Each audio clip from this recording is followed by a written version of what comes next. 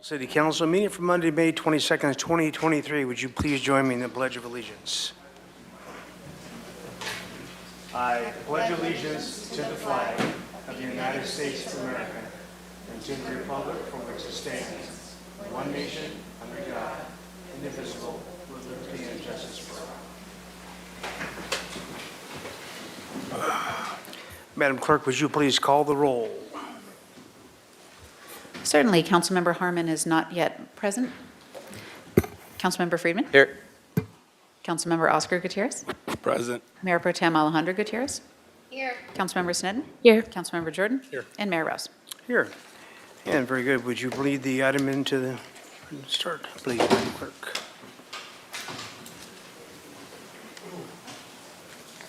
Yes, Mr. Mayor, it's item 1, fiscal year 2024 recommended operating and capital budget. All right, very good. Madam, Thank you, Mayor Rouse. From my office, I have Brandon Bodette and Barbara Anderson, who will be making the presentation for the City Administrator's Office. all right, very good. Thank you. Please proceed. Good afternoon, Mayor and Council members. Again, Barbara Anderson, Senior Assistant to the City Administrator. I'm joining Brandon Bodette, also Senior Assistant to the City Administrator. And we'll be reviewing the recommended budget for fiscal years 2024 and 2025 for the City Administrator's Office and Mayor and Council's Office. The City Administrator's Office is a dynamic team that not only oversees all of the city's operations, but it is entirely front-facing to the public and works to meet community expectations for information and accessibility. This includes the Public Information Officer, City TV, and City Clerk's Office. I've been tasked with speaking to our accomplishments from the last year, and then I'll turn it over to Mr. Bodette. The City Administrator's Office supports the strategic priorities of Mayor and Council, as well as initiatives that cross multiple departments. For the first time, homeless strategy and coordination has been elevated to the City Administrator's Office. This has increased efficiency and effectiveness in our response across city departments, as well as more clear and consistent communication with residents and business owners. Over the last year, our priorities have been to have city-dedicated interim housing beds available for individuals experiencing homelessness that are open to shelter and services, to expand outreach to evenings and weekends in the downtown corridor and the waterfront, as they are our most highly impacted regions in the city, to provide storage solutions for personal belongings to facilitate more receptivity to shelter and services, as well as to preserve the safety and vibrancy of all of our neighborhoods. And finally, to build on the success of the neighborhood navigation centers with a physical location that would be more accessible for more hours and more days each week. Mr. Bodette will refer to this later as it is a request for funds through Measure C. As we all know, working to address our housing crisis is also a critical part of these efforts. And our city administrator, Ms. Bjork, has gone above and beyond to shepherd through housing projects, like the innovative workforce housing project at 821 State Street, to ensure that they come to fruition in a timely manner and set examples for how more workforce housing can be achieved in our city. And just as crucial is to ensure that our local economy is thriving and that business owners feel supported. We want to make sure that as concerns emerge, they are addressed promptly and we can point to visible improvements and progress. The City Administrator's Office works to align resources with those identified priorities and supports the public hearing process required through the bids. This goes hand in hand with neighborhood improvement and engagement. We work tirelessly to address resident concerns and report back actions implemented by city departments.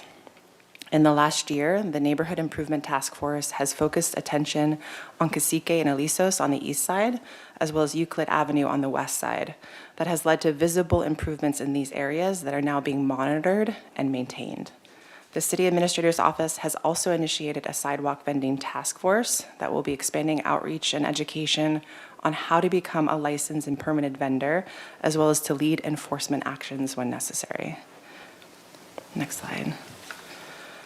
The last year has also included historic progress in creating and implementing the new civilian oversight for law enforcement.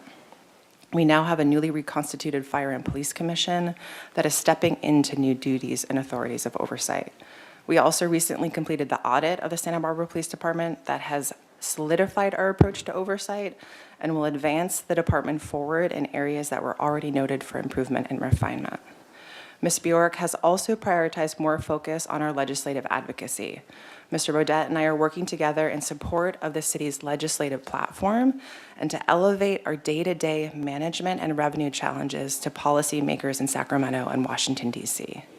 The Legislative Committee recently met to discuss our priorities and opportunities to advocate in support of or opposition to key legislation that is moving through this current session.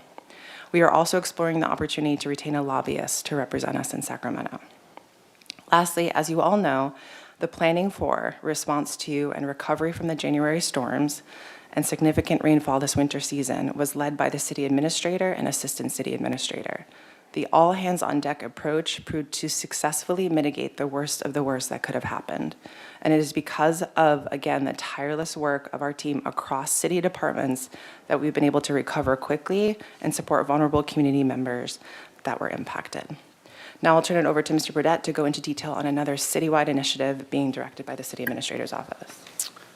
Thank you. So this fiscal year, we began the initial rollout of the Vision 2030 process.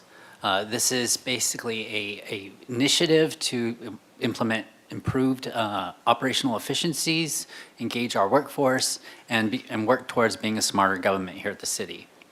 What we've done is to create a framework in order to move this initiative forward. We created pillars that kind of align the Vision 2030 process. So to use a metaphor, it's of a stool, a four-legged stool. Each stool supports each leg of the stool supports the stool and creates a foundation. So the four foundations are organizational optimization, innovation, thriving workforce, and fiscal sustainability.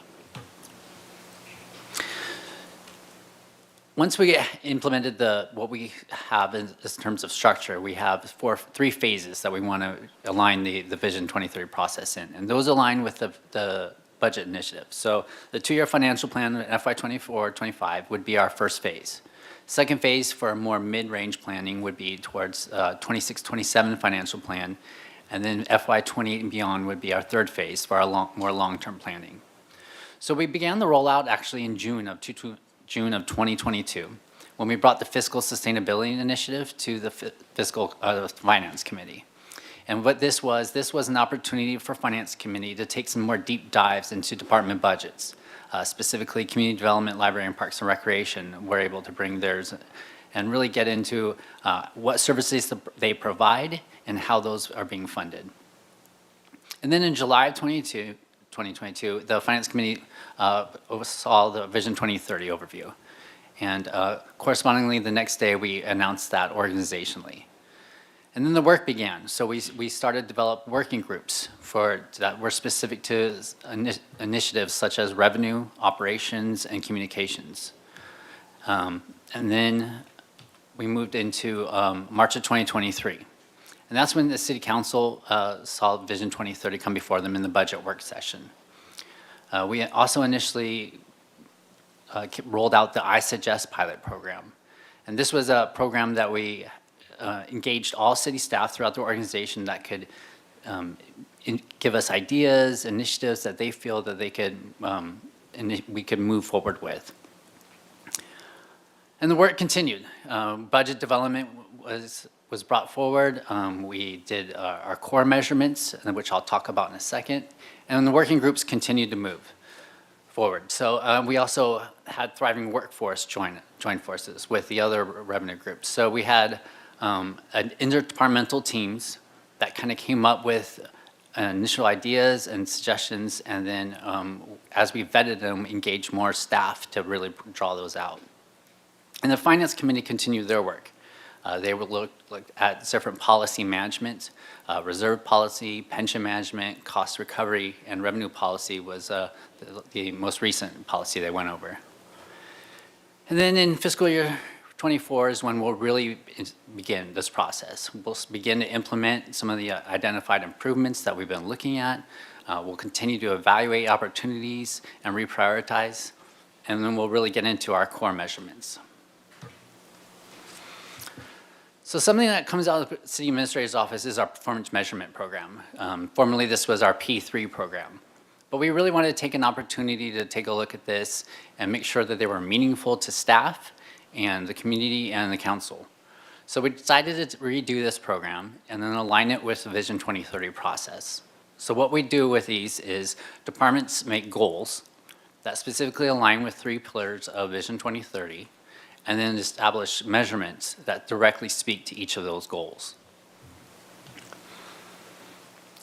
Those goals are primarily deal with 3 pillars of the 4 that I mentioned: thriving workforce, innovation, and organizational optimization.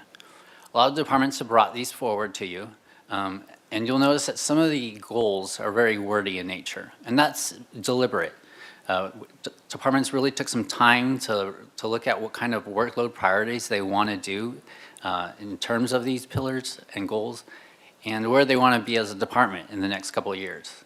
And then once those goals were developed, the performance measurements were then established to really give us measurements on how we expect to reach those goals. In the city administrator's office, communication was a pretty common theme that kept coming up with us. So we worked to make measurements that really engage staff, that are serving the council and addressing the community.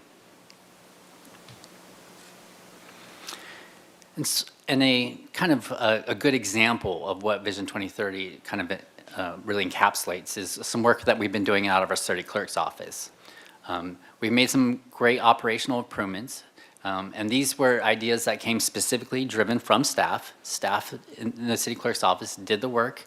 They did the research. They implemented the processes, and quite a few of them are coming to fruition very recently. So in the advisory group, we're implementing an applicant and tracking software, and this will roll out in the fall recruitment. But this will allow members who are applicants that want to participate with advisory committees to have a much more seamless process. It'll be online. We can track their applications. It'll be a much more cohesive way of doing things. And we've also, City Clerk's been busy doing some trainings for the different various boards and commissions, reminding them of their roles, their duties, and how to participate in a public meeting. And then something that we've also just implemented was a new Public Records Act request and tracking software. So this is an online portal where members of the public can go to request the public records. We can track the request, make sure that we're responding in a timely manner. So this was something that we've just recently rolled out, and we're excited. And then staff did a great job of putting together a staff professional development training program. This was a schedule, a budget, and a way to roll out, make sure that they're getting the professional development that they need and they're able to perform their jobs. I'm going to transition over to the actual budget overview now. So in terms of mayor and council and city administrator's budget, we met all our budget targets. We were tasked with 2% in 24 and 3% in 25, and we were able to do 3% in 24 and 4% in 25.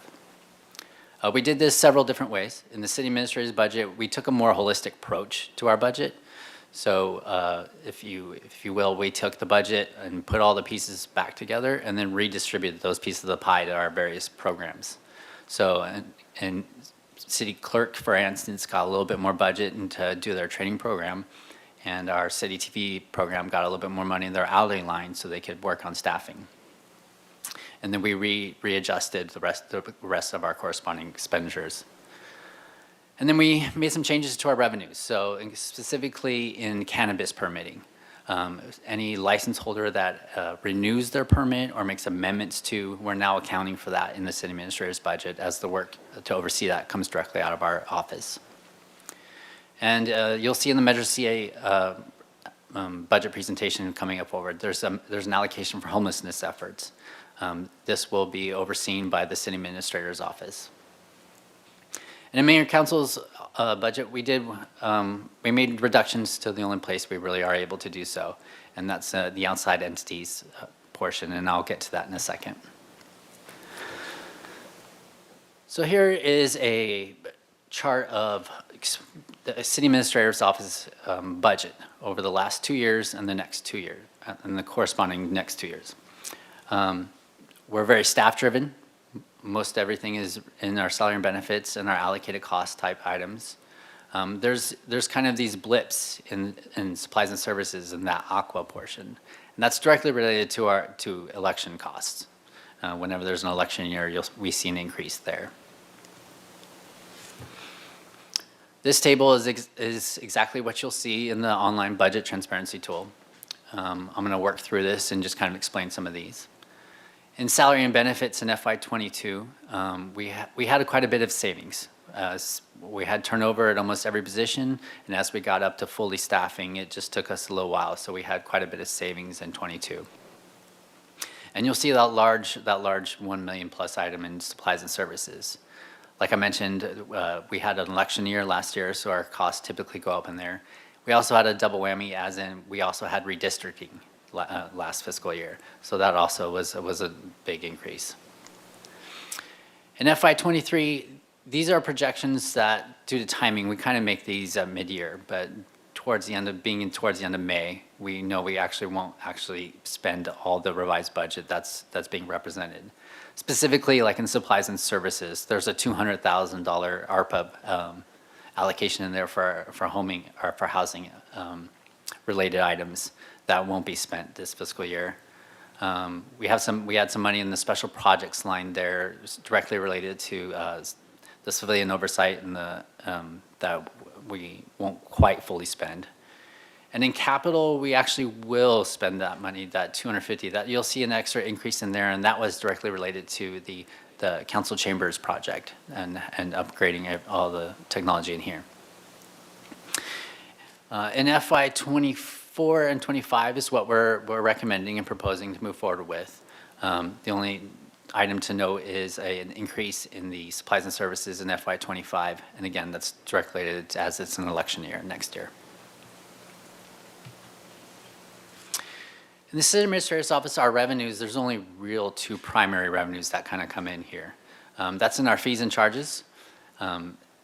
Historically, that's been very minimal. Sometimes there's some appeals in our city clerk's office, but it's typically not very much money. However, you'll see the big increase in there, and again, that's due to the cannabis permitting. Any permit or amendment that's brought in, we'll see some revenue there. And in the intergovernmental category, that's directly related to the PEG fee. And the PEG fee is the Public Education and Governmental Access Fee. It's a 1% charge on top of your cable bill. And that money comes in, and it's represented in two places. You'll see this, we're projecting about $105,000 next year. And $105,000 comes in the city administrator's office and goes directly to city TV. And then another $105,000 comes in and goes straight to the mayor and council's budget, and that goes directly to TV Santa Barbara. These are funds that can only be spent on capital-related type items, directly related to city TV, to public TV. Transitioning to mayor and council's office, you'll see the big primary, council's similar to city administrator's office. They're very staff, there's only people driven, there's only line in the salary and benefits and allocated costs, but the big primary expenditure in city council's, or mayor and council's budget is related to the special projects line, which is all the outside entities. So what we're proposing is a 5% reduction to all outside entities next year. This would be a 5% applied to their pre-COVID funding, normal funding levels, with the exception of Visit Santa Barbara, which had theirs reduced to $1 million last year. So the column on the 5% reduction is the amount that it would be reduced, and their new budget is represented on the far right column. This doesn't include, and they would still, any sort of event sponsorship or something like that would still get all the in-kind services that the city provides from Parks and Rec, police, fire, Public Works when they host their events. We would still be providing all those in-kind type services. And with that, I'll turn it over to council. All right, very good. We'll have council questions, and I have some public speakers right after that. Questions from council. Mr. Friedman. Thank you. Just a few questions. If you could pull up slide 15. So just want to understand the supplies and services, the jump from just under 300,000 to 678,000 is for the election. Is the difference in that, because there is a primary election, is that would be part of next fiscal year? And isn't there a primary as well? So, but then the general is in the fall, so is that why there's a difference, or how are we accounting for that? Yeah, Mr. Mayor, Councilman Freeman, this is directly not related to the primary election. This is the elections that we would be in November, that the city would be partnering with the county in theirs. So it would be only ours. Okay, so that's just for the city, for the council elections, and anything else that might be associated with just the city. But the county takes care of the primary then, for the most part. Okay, and then slide 20, I think. So those are the outside entities that you're referring to. So if there was places to reduce the budget, a lot of this is staff-driven, is the budget for the mayor and council in particular. But this is where the flexibility would be. Is there any other areas of flexibility aside from these within our budget? Mr. Mayor, Councilman Freeman, we could explore different sort of opportunities. I mean, a major initiative that comes out of Vision 2030 is engaging our staff citywide and leveraging our resources. So, for instance, we could look into some like a parking program, a pilot program for off hours of City Hall, and utilize and leverage existing kind of resources and expertise and something like that. Bjork. Mayor Rouse, Councilmember Friedman, the opportunities for your budget are extremely limited in that your salaries are set by the charter, and the only really discretionary line item in your budget is travel. And so really, the opportunities to reduce the mayor and council budget are extremely limited. As Mr. Bodett indicated, I am interested in exploring a pilot program to charge for City Hall parking and after hours and on weekends. And in part because after hours in particular, well, actually during the day in particular, people try to park in the lot, not realizing it's not a public lot, and having a paid parking would give us an opportunity to give them that feedback then, but also generate revenues and make sure that our parking resources, our parking garages are also not having resources diverted from them. So that's one thing that I am curious to consider. We have no idea what kind of revenue that would generate. Thank you. That's a one way we got to look at everything. So just two more questions. You kind of, since first I'll start with the advisory groups. I know that we have been making some changes, and there's some that are charter and some that are not, and the ones that we are making changes on for efficiencies. Are we still continuing to evaluate best practices in those and any efficiencies that might come from either not having some of them anymore or modifying them in a certain way? I know there's a lot that goes into them when they have to be through agendizing, such as going to the city attorney, Brown Act noticing, and all that. Yeah. And quite the number of them too. Mr. Mayor, Councilman Freeman, yeah, we're continuing all those discussions. So everything you hit on is exactly what we're continuing to work on as we speak. So all those types of things are being looked at currently. And would that be part of the budget for the fiscal year 24, or would that be more of Vision 2030, and then we might have some recommendations for the fiscal year 25 in terms of efficiencies? Mr. Mayor, Councilman Freeman, at this point, I would say our fiscal year 25 would be where we would see those types of efficiencies. We're not quite ready to implement any of those yet. Yeah, Mayor Rouse, Councilmember Friedman, our first stop in that conversation will be back to the Finance Committee because it is one of the initiatives of the fiscal sustainability efforts. All of our advisory groups serve really important purposes, and they provide great public input. We have a lot, and as was indicated, some of them have subcommittees, and every single one of those requires the development and posting of an agenda, staff attendance. And so looking at ways to still facilitate strong public input, but without as much administrative burden. And then my last question, it gets to, I'm going to ask this of every department.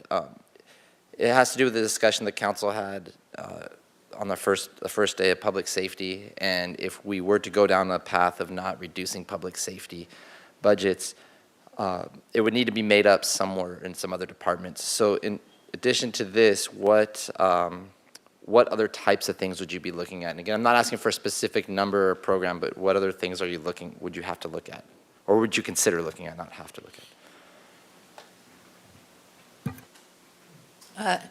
Mayor Ellis, Councilmember Friedman, since in the city attorney, administrator's budget, it's almost entirely salaries, other than the mandatory special projects that we're doing, like the elections, we don't have an option about that. We'd really be looking at reducing the number of staff.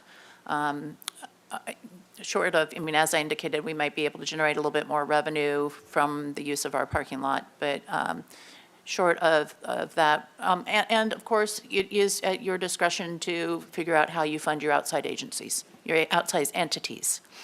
So just to be clear, it would be if the city administrator, city council, those budgets, it would be out of here or staffing. That's really the flexibility we have. Okay, thank you.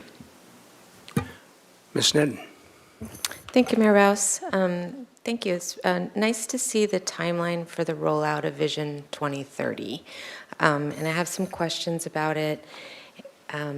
Just sort of the rollout and timing and maybe some of the pillars. I think this is, obviously we want fiscal sustainability. That's clear. But so some questions. It seems to me that so far, most of this has been done within finance. So I'm looking at the timeline, Finance Committee, June 2022, and the deep dives, I'll start with that. So first, how were the departments decided for the deep dives? What are the results of those deep dives? I don't think those have ever been presented to full council. And then how are they being used to inform the budget decisions? And I'll say up front that I feel like a lot has already been sort of decided de facto before actually coming before all of council. And so I'd just like the opportunity to talk about Vision 2030 for a little bit. So first, the deep dives. Which departments, why, what are the results, and when will we see, or how are they informing what happens next? Yeah. Mr. Mayor, Councilmember Sneddon, sorry, I did a poor job of articulating this in the very beginning. But a lot of this work is preliminary work. And so the deep dives wasn't necessarily an opportunity for finance to make recommendations, but to just receive information. So it was an opportunity for them to get a chance to, beyond the presentations that you kind of received today, but to kind of dig into their budgets and ask real specific questions. How do we pay for this type of service? You know, what are we getting out of these services, and what are some of the problems and challenges that this departments are facing? The departments that were noted are your big service-driven general fund departments. So these are the departments that really get an opportunity to understand what kind of services are being provided, and how we're funding those. But there was no recommendations necessarily made out of it. We're still very much in a rollout type exploratory phase of Vision 2030.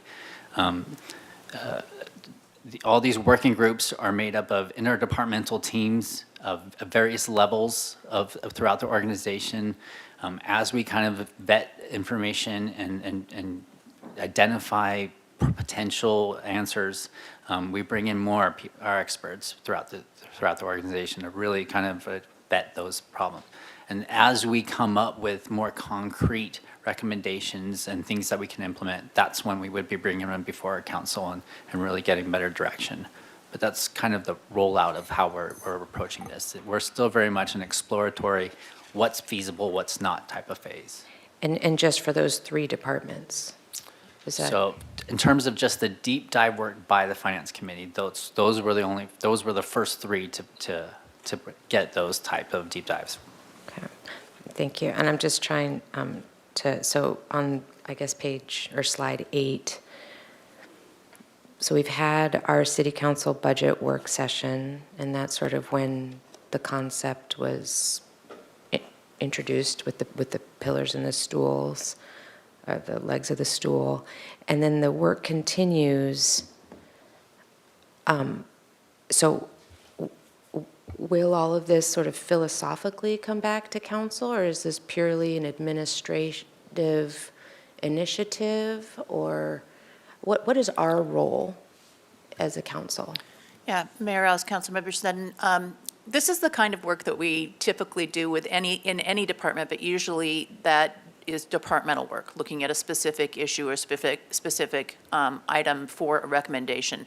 Since we are trying to look broadly at the organization as a whole, we are working across teams, across departments, to come up with recommendations. And then, as always, those recommendations come to council for your decisions on whether you want to take staff recommendations or whether you want to go a different direction. So we're doing the staff work interdepartmentally right now to find out what options we think we have to recommend to council. Thank you. That's actually really helpful. So it's not something that's going to finance, and finance is deciding, and then we'll be informed a year later? Mayor Rouse, Councilmember Sun, Finance is a advisory body to the larger council, so they do not have the ability to direct staff short of bringing issues to the full council, just as your other advisory bodies do. Like Ordinance Committee, they tend to do a deeper dive into or try and gain a better understanding so that when they are making recommendations to you as their colleagues, they have a good understanding of what's going on and can share that with you. So there would not be an ability for Finance to make decisions without full council. Thank you. So then the results of these deep dives will come back to council at some point? As Mr. Bodett said, the results of the deep dives were really educating and informing council members about the Parks and Recreation, Library, and Community Development departments, as those are departments that I think there's so many things that they do within those departments that people don't necessarily know about. I mean, certainly we know the big issues like issuing permits and so forth, but some of the other programs and processes and just explaining how the revenues that are generated support the operations of it and where there are gaps between revenues and operations and providing that. So it was really more informative for Finance to understand the sort of the challenges we face as we're trying to address managing resources between revenues and expenditures. Okay, so then that's coming to council now, basically. Is that what this budget cycle is? Every budget is that opportunity. Every budget presentation is what do we do, where do our revenues come from, and where are they going? I think the difference was that we really went into more detail at those committee meetings than we would generally do at a council budget hearing, just because the size of this budget and the complexity of the work is such that we don't generally have the time for it. So it was providing information that your colleagues who are on that committee could use to ask follow-up questions as we go along. But it's not going to come back to us. Like, if we want that information, we'll go watch the finance. You can certainly, Meeting. as a body, direct us that you'd like us to bring that to you as a body. There were no action items taken from it. We don't, so that's really Okay. at your discretion. I guess I would like conclusions or, something. A deep dive happened, and I would love a briefing on the results of that. Okay, so that answers that question. So then how do we handle messaging with the 4 stool legs? You have the organization optimization, and I just want to give you this opportunity. I think sometimes people hear that as loss of jobs. And then innovation, thriving workforce. Not having done a deep dive, I hear this as increasing morale, pay, benefits, being competitive. And then fiscal sustainability is one of those legs. How do you balance, say, fiscal sustainability and thriving workforce in that messaging? Mayor Rouse, Councilmember Sneddon, I think that's the challenge. We want people to understand that, our employees, to understand that unlike in the past when we've been facing short-term downturns and we've continued to do the full level of work that we've done and just expected people to pick up the extra work of their colleague who is no longer there because the position has been vacated, that we understand that that puts a huge burden on our employees, and we certainly saw that, particularly during the pandemic when we experienced such a high level of vacancies and people were really struggling to keep up with the work of the city. We want to be a strong city. We want to align our resources of what we are reasonably able to do with being able to have staff who are well supported in that. And one of the ways that in this budget, you should be aware, we are addressing that is we have not proposed, typically in a budget reduction, one of the easy go-tos is reduce your training costs, cut your training budget. That is one of the best ways we can support our employees is by continuing to invest in our employees and make sure that they have the tools and ability both to succeed in their current jobs as well as to succeed in future in their careers. So the decisions that we're making around what we are recommending to you really reflect the philosophy of wanting to be able to both support our employees and make our revenues and expenditures match. Thank you. I appreciate that. I did have a question about professional development. I know at the major colleges, schools, the county, DEIA training. Where are we in that? I know it's something we've asked for in the past years, and if we have that. Councilmember Sen, I'm happy to say that we are doing some great work there, and if you will ask that question again as part of your human resources budget, I think you'll be pleased with the answer. Thank you so much. Okay. And then supplies and services for the city administrators. Maybe you mentioned this, but there's like swings of big amounts of money that I can't, so you mentioned election year, but there's also the 1.1 million roughly in the fiscal year 22 actuals, but then we're projecting 547 and then even less than that, 289, and then back up. Could you, yeah. Yeah, Mr. Mayor, Councilman Sneddon, the big swings in an election year are quite substantial. Our contract with the county is upwards of $350,000 for an election. So, that alone would account for your swing from 24 to 25 specifically. In 22, we had those election costs and we had redistricting work in there as well. So that was also, and inevitably what happens with the city administrator's budget is any sort of like special project type council-driven policy that would normally be handled at a city level gets put into our budget. So civilian oversight, an audit of the police department, all those types of special projects kind of get put into ours. So that's what you're seeing in like 23 specifically. So you'll see those big swings. If there's ARPA funding that's housing related, that typically gets put into our budget. And so that's why you see those kinds of big swings. Okay. But like FY24 recommended, that kind of exemplifies just kind of like our stagnant baseline type approach. So that's what we would expect moving forward. And then is that real, the special projects, $6? It was $6. I can't actually tell you what the $6 was. But, Okay. Oops, sorry. That's. But yes, it was real. And then it goes down to 0 after. Okay. That's sort of interesting. And then I had one more question. Oh, for the mayor and council office for the special projects there, is another way to say that, I'm just having a hard time for slide 20, I guess. Is another way to say that is that maintaining the cuts from last year but keeping them permanent? Or is this an additional 5% cut on top of last year's?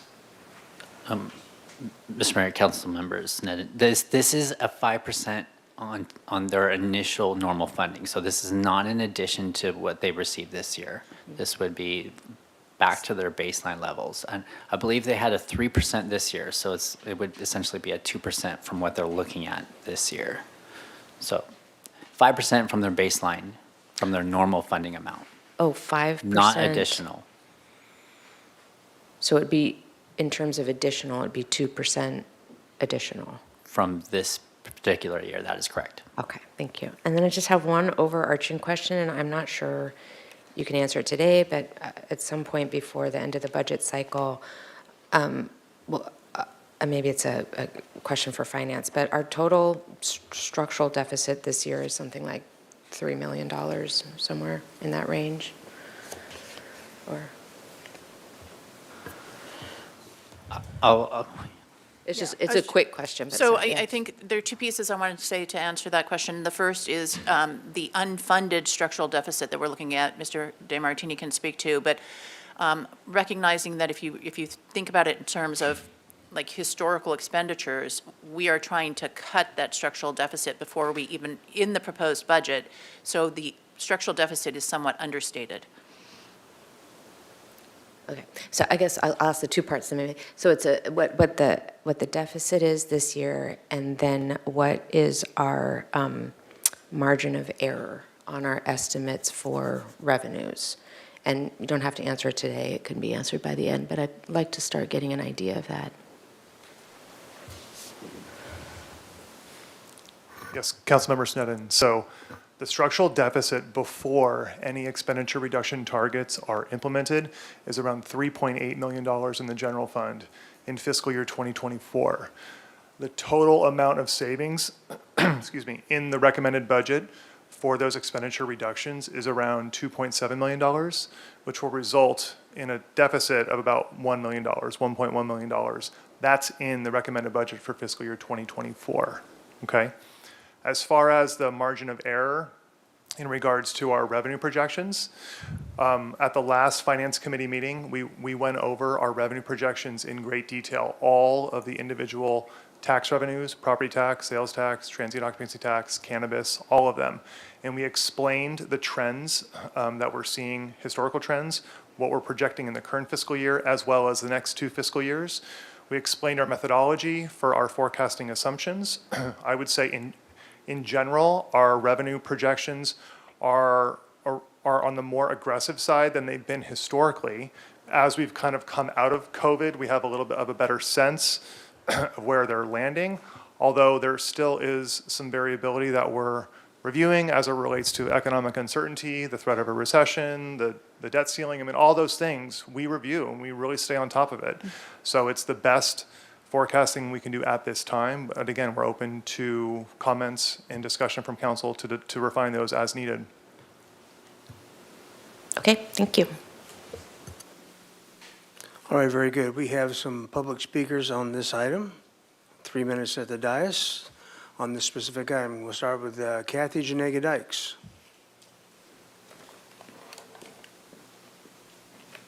Good afternoon, Mayor Rouse, members of the council. My name is Kathy Janega Dykes. I'm president and CEO of Visit Santa Barbara. And I want to begin by thanking you for allowing Visit Santa Barbara to be a partner for you for many, many years as we work together to really improve the lives of our residents, our hospitality employees, and their employers across the city. And I'm here to testify that of the many services provided by the city budget, and I completely understand how complicated the process is this year, only your destination marketing appropriation, the $950,000 investment to Visit Santa Barbara, has the chance to fully repay itself and then even some more after that.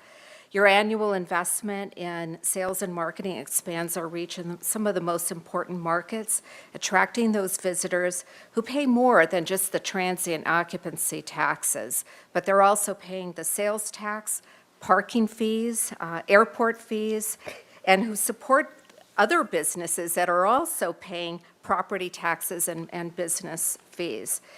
Visit Santa Barbara is proud that TOT alone has grown by 74% in the past 10 years, and that's more than twice the rate of inflation over the same period.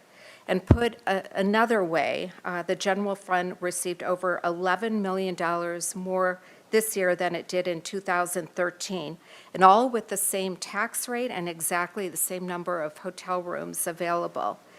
And then I know you're wondering, how could this be? Well, it's really because of sales and marketing, selling conferences and conventions, gaining favorable press in travel publications, and certainly advertising our remarkable city using our latest research available. So we urge you to continue to support this virtuous cycle by funding Visit Santa Barbara, and together we look forward to years of further growth ahead. Thank you. Thank you. Next speaker would be Tom Lavacore. I think I'm hopefully got that name right. Almost. All right. Thank you. Good afternoon, Mayor and Council's members. I will be brief. It's unlike me to be brief, but I'm going to try. I'm the Director of Sales and Marketing at El Encanto. We're a small little hotel at the top of the hill. Visit Santa Barbara has been so important to us. I just want to stress to you how we need that layer selling Santa Barbara. We are concentrating. I'm one of 192 families and individuals that are employed by the hotel. We all live in the Santa Barbara County. We support all the businesses. We have a team that is in Visit Santa Barbara that currently is right now at the IPW show. I don't know if you know IPW. It's the largest tour operator packages a airline and a hotel together. It's Delta Vacations, Chase Card, stuff like that. Critical to the success to continue the TOT. Every single time that the marketing, the sales efforts, truly the group sales and the transient sales efforts that are done by the Visit Santa Barbara absolutely help us in our sales abilities. We do our own sales. We're pinpointing, but we need Santa Barbara sold. I'm concerned that any reduction in the funding in Visit Santa Barbara could curtail some of those activities. We have a current seller right now in Northern California, in San Diego, in Orange County. Those are all direct feeder markets. Just imagine a trade show, and this is reality. Right now at IPW, Palm Springs, San Diego, Laguna Beach, nothing. No Santa Barbara. We have to have that level and play with our competitors. They will take our business. They are taking some of our business. We're fighting and we're taking some of their business. And we need to be visible in those communities, in those travel partners. I got a minute left. And I just wanted you to know that we support the awareness that Visit Santa Barbara provides El Encanto. It starts with 7, you all know about the 7 decisions someone makes, right, to decide on a vacation and in any decision. And it starts with the destination, and then they start looking at the properties that match their lifestyle. We gain customers from the Visit Santa Barbara's efforts, and then really the operating the tax, the T-bid, that I understand only a small portion goes to Visit Santa Barbara, but really the major of that tax that comes from visitors funds all your community events, many. I mean, without that kind of funding, when that funding gets reduced, when that competition is lessened, that tax dollars is lessened. Thank you very much. Thank you. Jamie Hachette.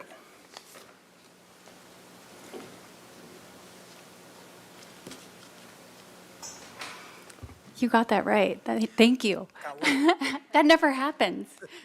Mayor Rouse, City Council members, thank you for having me. My name's Jamie Hachette.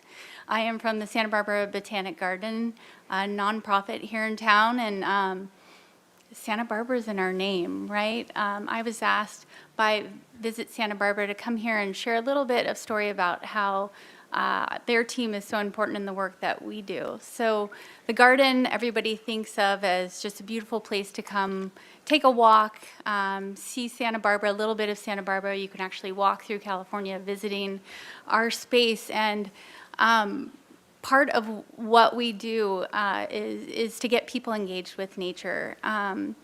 But without the success of this town, I am in marketing, and marketing is an easy thing to cut. It's the thing that's first on the line, but it has a short-term decision that has a very long tail to it.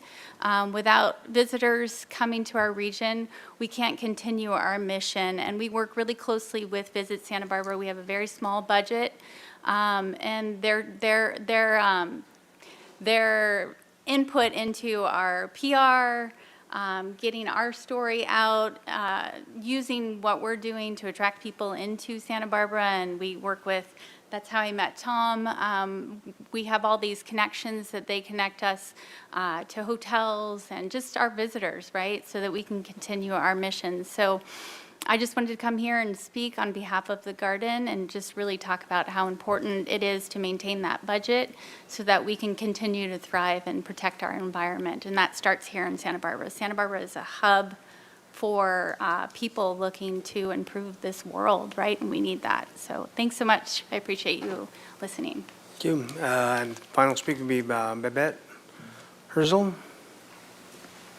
You said that right, too. 2 out of 4, not bad. Good afternoon, Mr. Mayor. Good afternoon, council members. My name is Babette Herzl. I'm the new general manager at the Hilton Resort. It's truly an honor to be here today for this important discussion. You know, we're very passionate about the impact Visit Santa Barbara, destination marketing, and public relation efforts have on our resort, and with that, truly on our team members' livelihoods. We see the benefits of their efforts actually firsthand, since Visit Santa Barbara's website is the number 2 or 3 referring domain in most months of the year, only outperformed by Google.com. As a result of the marketing efforts and increased website visits, we actually saw increased bookings both on the group as well as on the leisure side, which resulted in us being able to provide more hours for over 350 team members.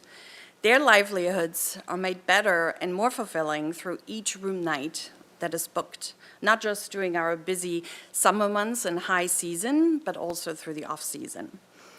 On average, our guests stay with us about 2 to 3 nights, exploring Santa Barbara while spending their discretionary income at tours, restaurants, and shops within our community. Travel to our markets create a reason for our team members to come to work. We all saw what the world looked like without travel during the pandemic. By marketing us through recovery and beyond, we were able to bring back over 200 team members to work and create new job opportunities, actually, and we continue to do so. Your decision to support the funding for Visit Santa Barbara has a direct impact on each and every team member, not only at our resort, but within all the hotels and restaurants here in Santa Barbara. In closing, we appreciate your time and consideration, and thank you on behalf of all our team members at the Hilton Santa Barbara Beachfront Resort. Thank you. Thank you. All right, very good. Well, there's no action item here. We're going to move on. We've got 3 more reports unless somebody's got a comment. Mr. Jordan, you have something to say? Thank you, Mr. Mayor. I just, my thoughts too, I'll jump in on Vision 2030. I guess in my little brain, I'd appreciate hearing less content more often rather than getting through that whole process and being dumped on a big giant report for 2 years worth of work that has to be looked at in an instant. The analogy I would maybe not successfully offer is that's why we have an interim ad hoc committee for State Street that wanted to dive in and be part of council's awareness as we go along rather than wait to the end of a master plan project and then just try and play catch up. I still don't understand it, frankly, either. And I know the burden's partly on me then to watch those presentations, but I think a lot of interesting stuff is probably going on in the background too. And for me personally, it's I don't know what I don't know. And so by the time you get something ready to go, I don't even know what I would have wanted to ask or pursue or think about 6 months or a year before that was discussed somewhere else in just a staff relationship. So whatever that looks like or means to you, that's what would help me. So, thank you, Mr. Mayor. All right, very good. Ms. Gutierrez. Thank you, staff, for your presentation. I would like to make a request that I'm going to ask for homework from the staff, especially from Mr. from Finance Department, if there's a way that we can present to the full council a summary of what finance went through that deep dive, mainly like some of those like new fees that came up, just highlights of that deep dive. if the finance department can come and make an overview presentation of what finance has seen in the last couple weeks. Ms. Sneddon. Thank you, Mayor Rouse. I guess just for comments on this particular portion. For the City Administrator's Office, I think the goal is incredible and a long time coming, that we need to be addressing these issues. I'll put it up front now that I think maybe some of the ways of getting there, I mean, I've said it through each department, I'm maybe not all the way on board with. In relation to mayor and council office and some of the outside things in terms of Visit Santa Barbara or grants for the arts and different departments as well, that I think we're past the point of the 5% or whatever percent level across the whole organization cut. I think that already happened, and now we're getting into really different levels of impact for the different programs that are being cut. So I'm not looking at all of these as all else being equal and blunt tool, just shave off the top. So having said that, in terms of the pillars, and the reason I bring it up today is I think there are maybe some redundancies and services among different departments. I realize we're in the exploratory phase, so this is my opportunity to talk about the pillars or anything about Vision 2030, because we haven't had it as a full council. I mean, it doesn't sound like it sounds like this is the exploratory part, so I'll use this opportunity to make my comments since I don't know when else to. But I think more as you're looking in, when you're saying having working groups across different departments, and that there may be services that are being offered in different ways by different departments, that maybe linking those up. And I know these are things you're already looking at, but I myself, I mean, I guess I'll just have to be told which finance committee meetings to watch, but that's a little bit frustrating, I'll be honest. Like, I don't know which ones to dig through, and I don't watch them all. But I would like the big takeaways to be presented to council or at our council report outs, like, hey, watch the finance committee meeting this week because it's going to be life-changing for our organization, and you might want to find a way to opine or share opinion on it. I think that's the point of it coming to council, is that then we get to share our views. It's not just a one-way presentation of information.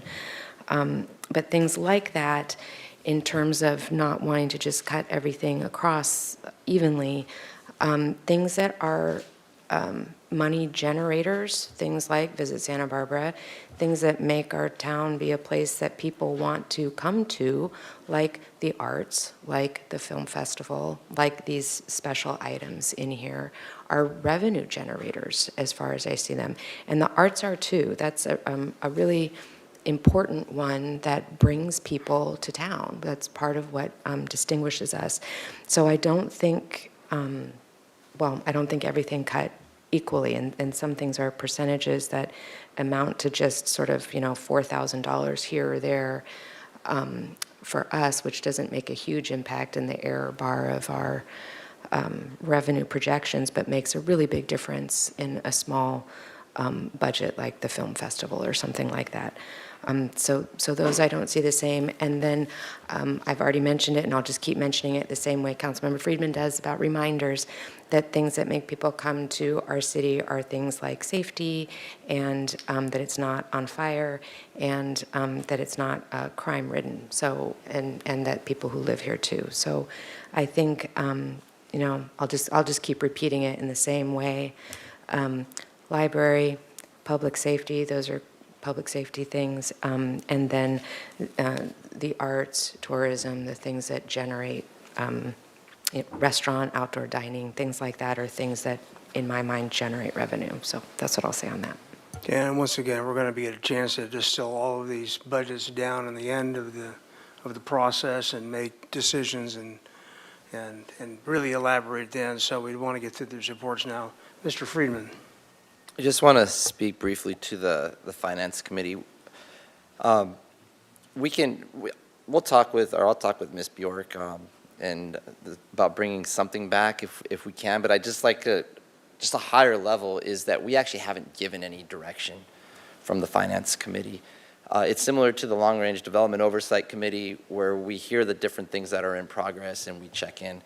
And I think staff could probably email to the council the link or to the meetings that we heard, because it was those 3 departments, and we also heard from the Housing Authority as well, because we felt, since they are a partner agency.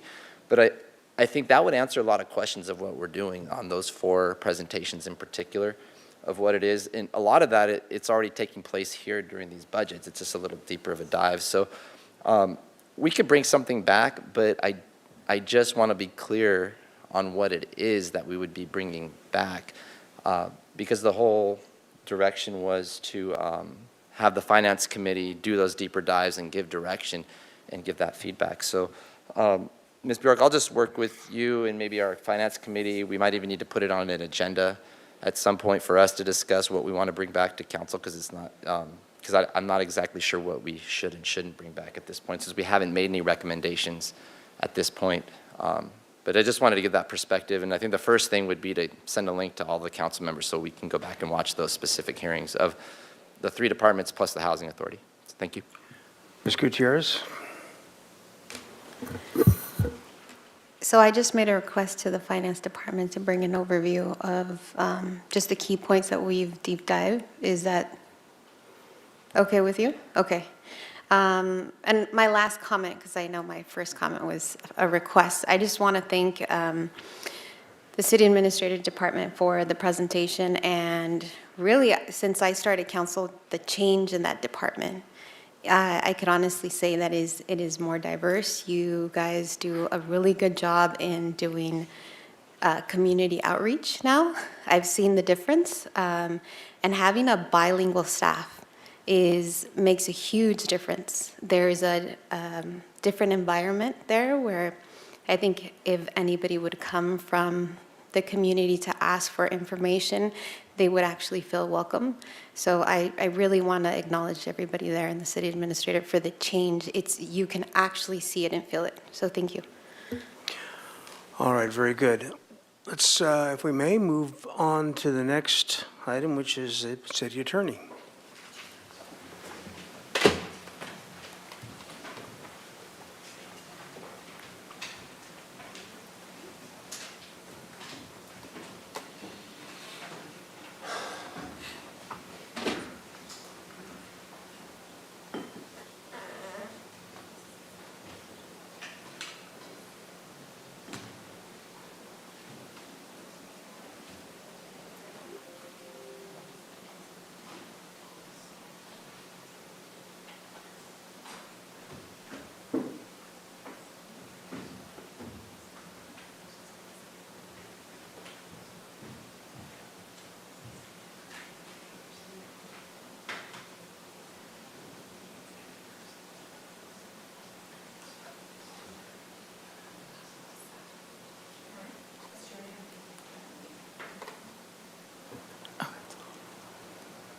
I think we're all set. No, we'll wait for the mayor, I think. Oh. That's echoey.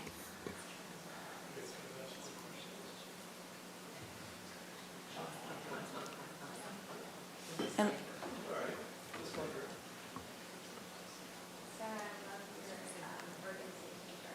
thank you.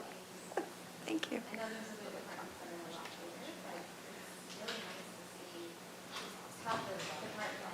Oh, thanks, thanks. Should I begin, or should we wait for the mayor? Probably wait. Mayor Pro Tem, would you like should we begin? Ms. Connect, I think we should. We have 3 more Okay, departments to go we'll through. begin then. And here's the mayor. So I will start, and Mr. Mayor, City Council members, my name is Sarah Connect. I am your city attorney, and I, along with Monday Fitzgerald, our law practice administrator, will be presenting the city attorney budget today. Next slide, please. So the city attorney's mission statement is, we are part of the city team. It is our duty to provide competent, helpful, timely, cost-effective, and independent legal representation to the city. Next slide. So the agenda for today is we're going to provide a department overview. going to try to explain what it is that we do, then a budget overview, give our core presentation, and then questions. So the department overview. We are funded by the general fund. For the FY24, our budget is $4.8 million proposed, FY25, $5 million proposed. We are not a revenue generating department. We defend and litigate on behalf of the city, we prosecute municipal code violations, and we provide legal advice to the city. City attorney has in FY23, had 4 program areas: administration, advisory, civil litigation, and code enforcement.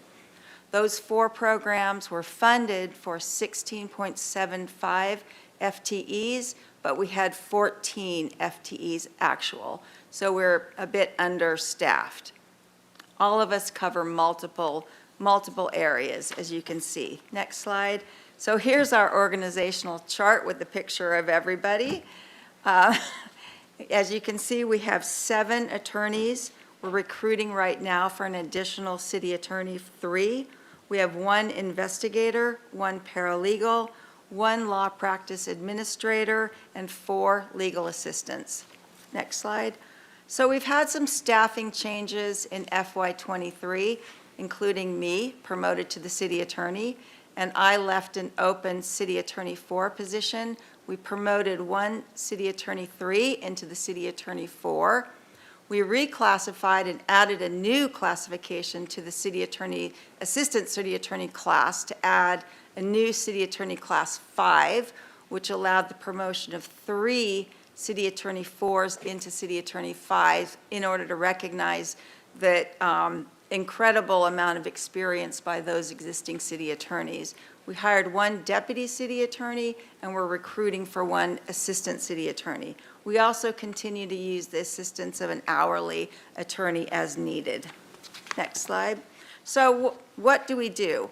And it's kind of difficult to come up with a good way to describe to the city council all that we cover in our office. And so I thought maybe the best way was just to provide the statistics. So for the advisory group, and this is the group of attorneys that just represent the different departments, I just wanted to give you an overview of all the files opened in FY23. So, and this doesn't even cover all of the emails and phone calls that we get on a daily basis. So the hundreds of emails, the hundreds of phone calls that we answer every day is not even represented here. But, so in FY23, not even a full year, we've opened 59 community development matters, 35 airport matters, 28 waterfront, 27 public works, 27 city administrator, 23 park and rec, 22 finance, 22 human resources, 18 fire, 16 library, 15 police, 10 public or information technology, and 1 sustainability and resilience, and I'm sure that is not accurate because it's a new department, and so many of those items are probably included in public works and other matters, and so next year that'll be a more accurate figure. Next slide. So that in FY23, major advisory work efforts included in community development, accessory dwelling unit ordinance update, planning commission guidelines, the minimum standards for the airport, which you've recently heard about, public works, desal, plant contract and operations, construction contract implementation for the central library, El Estero, Braemar pump upgrades, for the police and fire commission ordinance, public storage ordinance, for the city administrator, approval and funding of the short-term rental enforcement program, and city council procedures. Next slide. So civil litigation, FY23, we've got 32 active civil litigation cases. That is a record for our office. We've got 1 litigator in our office. That's a lot of cases. 14 personal injury, 3 civil rights, 3 cost recovery, and you can see a smattering across the board. It's really too many for one office of our size. Next slide. our city attorney investigator, this is the statistics of what he's investigated throughout the last year: 60 community development matters, 30 just cause evictions, 18 human resources matters, 10 fire department matters, six police department matters, and you can see the rest. Next slide. So in our prosecution department, and this is divided by calendar year, because we didn't keep statistics for fiscal year. This is the first time we've presented this to you, so next year we'll have it a little better organized. But in the 2022 calendar year, our prosecutor took in these cases, and these are not all cases that went to prosecution. These are not all criminal cases filed. These are cases that were investigated, many of them settled, many of them went to criminal prosecutions. But we handled 49 cases for community development, including just cause evictions, short-term rental vacation prosecutions, 560 cases for the police department, including unlawful camping, loitering, public consumption, 20 gun violence restraining orders, 7 workplace violence restraining orders. And you can see for this calendar year, we're on pace to be about that same number. Next slide. So for the advisory department, the anticipated upcoming major projects for FY24, Title 30, community development, we've got the Title 30 ordinance update, housing element update, objective design standards. All 3 of those are going to be major work efforts for our department. City administrator advisory board guidelines update, continuing issues with State Street. Finance department, police station revenue bond issuance, advising on bond measures. Police department, general legal support for the airport and harbor patrol, legal assistance in obtaining post membership, human resources, Title III rewrite, public works, police station and De La Guerra Plaza construction contracts, and of course for the city attorney's office, the short-term rental enforcement program implementation, which will be a big project. So I will now turn it over to Ms. Fitzgerald, who's going to give you the budget overview. Good afternoon, Mayor and Council. I am going to do the budget overview for the City Attorney's Office, and we'll start with the revenues. As mentioned before, we are not a revenue-generating department, but we had a unique receivership case that did bring in money, but that action is now concluded, and we now do not anticipate any revenues for fiscal year 2024 or 2025. And next is our department expenditures from FY22 through FY25. Our projected 2023 has one note that it does not include the $1.175 million that council recently approved for the short-term rental program. Our recommended 2024 fiscal year budget has a debt service, which translates into our salary savings of $30,382, but in FY25, it's a negative $9,158. So we have an expenditure increase of 8% for 2024 fiscal year and a 4% increase for fiscal year 2025. So our department reductions, savings, and adjustments, we were asked to reduce our budget by $85,701 for fiscal year 24 and $131,843 for fiscal year 25. And our strategy for doing this was to eliminate 2 positions, our paralegal position and our .75 FTE Assistant City Attorney 4 position. And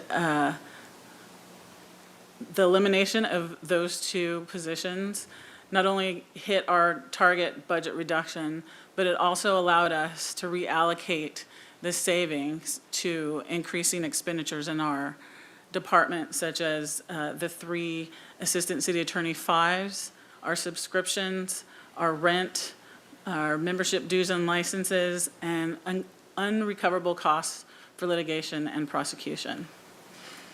So for fiscal year '24, that gives us a salary savings of $30,382. But for '25, that gives us a negative $9,158. But it's a net surplus over the 2-year period of $21,224. Our city outcomes reaching for excellence, or our core goals. City Attorney's organizational optimization goal is to give excellent customer service to our clients, and our measure is to conduct an annual survey. Our thriving workforce goal is succession planning, and our measure is hiring, training, supervising our staff, and to participate in 2 formal trainings per year.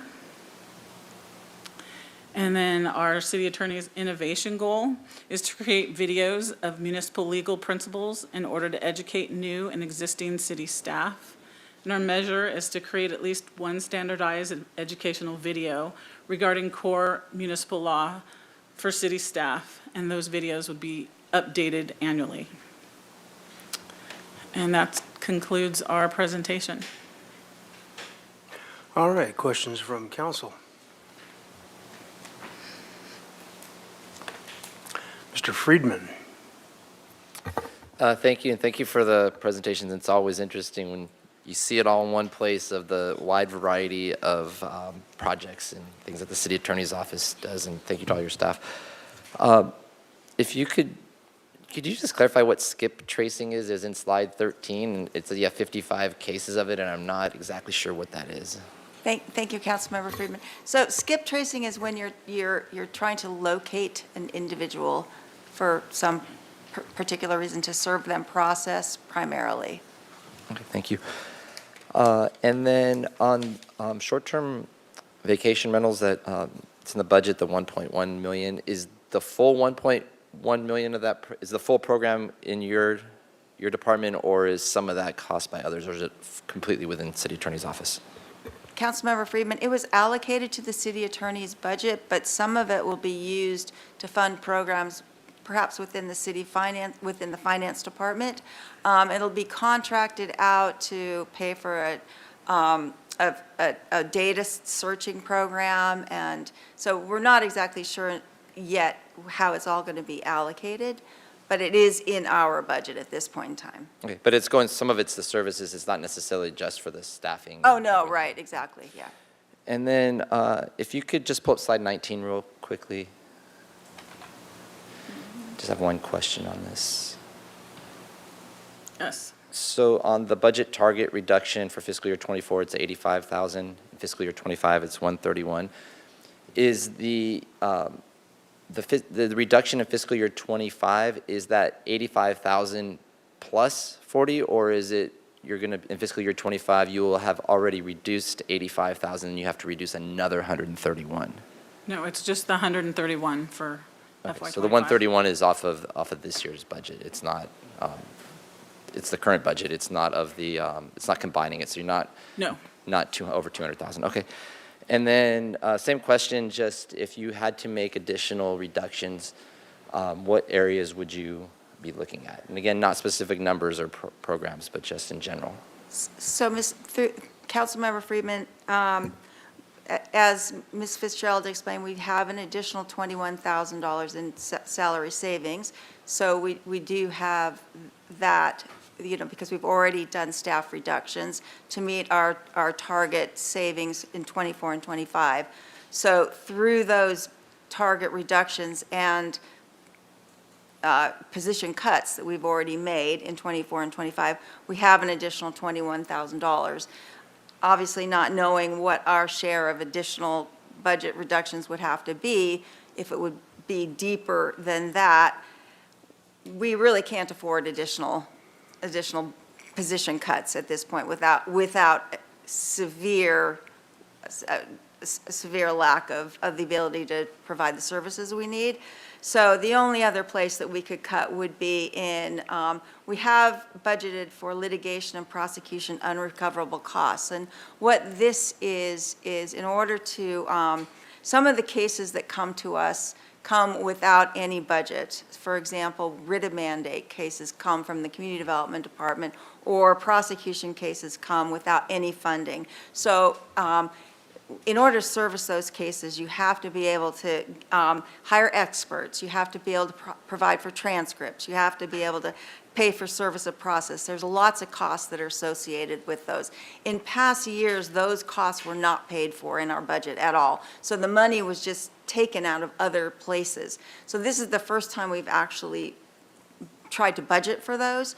So, if those costs were reduced, we would require that in order for a case to come, for example, community development, a writ of mandate case, they provided the funding to come along with those cases, because otherwise we cannot service that litigation. So, but those costs could get cut. This is the only place that there's, kind of discretionary funding to cut. But that would be it, because we really can't lose additional staff at this point and provide the services that the charter requires us to provide. Thank you for that explanation. Thank you, appreciate it. Ms. Gutierrez. Just a clarification on slide 10. What does this mean, the 281 matters? Could you? So what this means is when this is basically files that we open. So the issue that comes into the department is significant enough that we open a file on it. So, for example, community development presents to us a legal issue that we have to research, respond to. It's significant enough that it requires us to open a file. So this just represents files that we opened. Thank you. And then my second question is on slide 18. And just for the public that is watching us on allocated cost, the FY 23 to 24, the 250% increase. And when I watch the slide, I'm just like, whoa, what's going on here? Can we just get some clarification of why that number is so high? Well, our enterprise application systems went up considerably, and our liability insurance went up. I went up from $1,977 to $18,379 for the enterprise application systems, and our liability insurance went up from $35,319 to $277,986. Mr. DiMartini.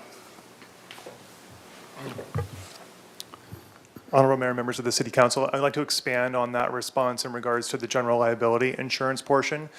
That amount not only represents the additional increase for us to purchase our general liability insurance programs for fiscal year 2024, but that amount also includes an amount to catch up on amounts that we should have been allocating into the self-insurance fund over the past number of years. In our Finance Department presentation in just a couple of minutes, we will describe in detail how underfunded the city's self-insurance fund is compared to our actuarial recommended level. And so about a year ago, we presented this situation to the Finance Committee. We got some direction to include ramping up allocations over the next 9 years, which we have been including in the city's department budgets starting last fiscal year and into fiscal year 24 going forward. So that represents additional cost in all city departments represented on this line in allocated costs. That money gets deposited into the city's self-insurance fund so that we can ramp up that reserve position, pay for our insurance programs, claims, all of those types of expenses. Thank you for that. Mr. Jordan. Thank you, Mr. Mayor. Ms. Kinnick, I guess I'm just presuming if a major work next year is Title 30, I'm assuming Title 28 is more major. So I'm just wondering why that's not on this list, particularly as it pertains to the local coastal plan, contradictions with short-term vacation rentals, that kind of stuff. Councilmember Jordan, it's because Title 30 is done now. and I'm not sure when Title 28 will be done. So we have Title 30 with us now, the work is beginning, so, and I don't know the timing on the others. Okay, so possibly still another year? I would have to check with Community Development on the timing on that, I don't want to I'll commit ask to them that. that question on their day too then. Thank you. Yes. Mr. Friedman? Thank you, Ms. Mick. Sorry, I neglected, I have a follow-up question. It's actually some of the members from the hotel industry, they've approached myself and another council member. On New Year's, it's a one-time thing, but I wanted to understand how big of a workload it is compared to using, or if we can get more information later on. But on New Year's Eve, we have the noise ordinance, and it goes at 10 o'clock for live music, amplified music, and there's a request that in terms of New Year's Eve one night a year, that possibly extending it to that time, it could help with the marketing that we heard about earlier and tourism and revenue generating. Is that something that would be covered in your office? And I just wonder, would your office potentially bring that forward for someone to consider? You know, if the majority of the council wanted us and directed us to work on that, we would work on that with, hopefully with another department. And it would obviously be a certain amount of work. I can't tell you off the top how much work it would entail. And we would add it to the list. As you can see, we've got a significant amount of work on our plate right now. But if it was a council priority and they, you know, majority of council, and it went through the ordinance committee and we were given that task, we would certainly. Yeah, it comes up, and it comes up, you know, every year for the last couple of years, so I just wanted to get more information. And maybe when we come back at the later time with all the requests, if we could have more information on what that would entail in terms of your budget. But I just wanted to clarify, your office would be the lead in that if it was a council. Probably, if it's an ordinance revision, we would, definitely would. Okay, thank you. Ms. Gutierrez? I have a question for Mr. DiMartini. It's kind of a follow-up to Mr. Friedman. Since we are going to hear the question about if we preserve officers, you know, how is it going to affect the larger budget? Since you are the finance director and you've seen these numbers for the couple, you know, past years, and you've seen the budget for the PD, if you could just give us your honest truth and just that gut feeling of how detrimental is it if we preserve 3 officers for the entire budget that we have to approve? Councilmember Gutierrez. So if the city council was to take an action to preserve 3 officers, that would cost approximately $800,000 a year, okay? The immediate impact on the city's budget for doing that would not necessarily be felt, right? But it's the sort of long-term fiscal sustainability concept around doing that, where we have an annual operating structural deficit in our budget. So what does that mean if it continues? So me and my team have been focusing on that. And so it's sort of the ongoing long-term sort of impact of doing taking those actions. But we are also working on preserving officers, recruiting more officers, so there is a chance that we aren't going to be in this situation in the next 3 years in hopes, right? My second question is, I've noticed that the city administrator office and the city attorney's office, like the PD, they get pulled into different issues around the city to different departments. So when we ask questions about, let's increase the noise ordinance, or the time where, you know, somebody has to shut down the music, let's say New Year's, like Mr. Friedman mentioned, there you also involve not only work from the city attorney's office, but the city administrator, but also from PD, right?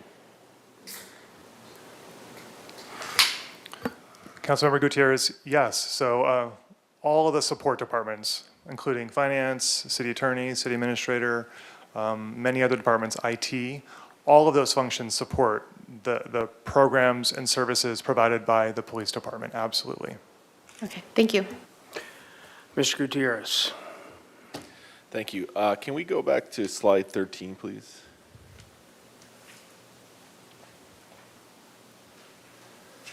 Are you able to give me a little more background on the 60 investigations you did on the community development department? Councilmember Gutierrez, many of these are related to building and safety violations. And I would say most of them are community development related to, from building and safety. Issues having to do with habitability issues, that kind of thing. Gotcha. I could give you, definitely give you more in detail, privately, but Yeah. I was just wondering, since it's the majority of the cases. yeah, I think most of them are building and safety. Okay, thank you. Ms. Sneddon. Thank you, Mayor Rouse. Is this a good time for comment? Or I'm sorry? are we still on questions, or can I make It's all the comments? same. There's no action Oh. item, so Okay. have at it. So I just first want to say I didn't take the opportunity to make comments on City Administrator's office, and then I want to make comments on City Attorney's office, and actually they're the same. But I really wanted to express appreciation for the homelessness strategy and coordination, and that has really come up to next level. And in your office, prioritizing that, and what that's done with us, with our county partners and community partners, has been really, really notable. And also thank you for just sort of the business corridor camaraderie, I would say, just continuing to work with the businesses. And the emergency response and community outreach is no small thing. It's huge. And our public outreach, and through your office and public information. And I got so caught up in the Vision 2030 that I neglected to mention how fantastically those are running, I think, in the office.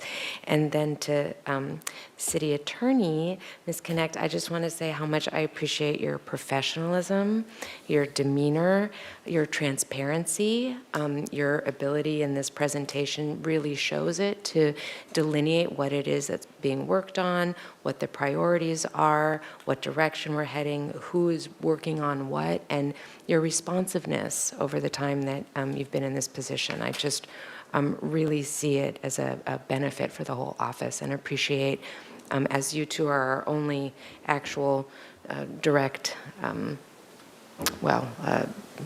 don't know, positions that we weigh in on. I wanted to take the opportunity to say that to both of you. Thank you.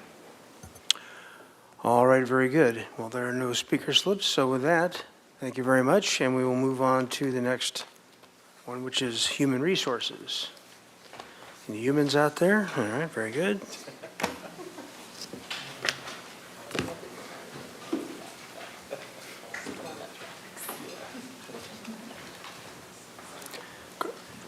Do you have something, Kristen? Oh, that's it.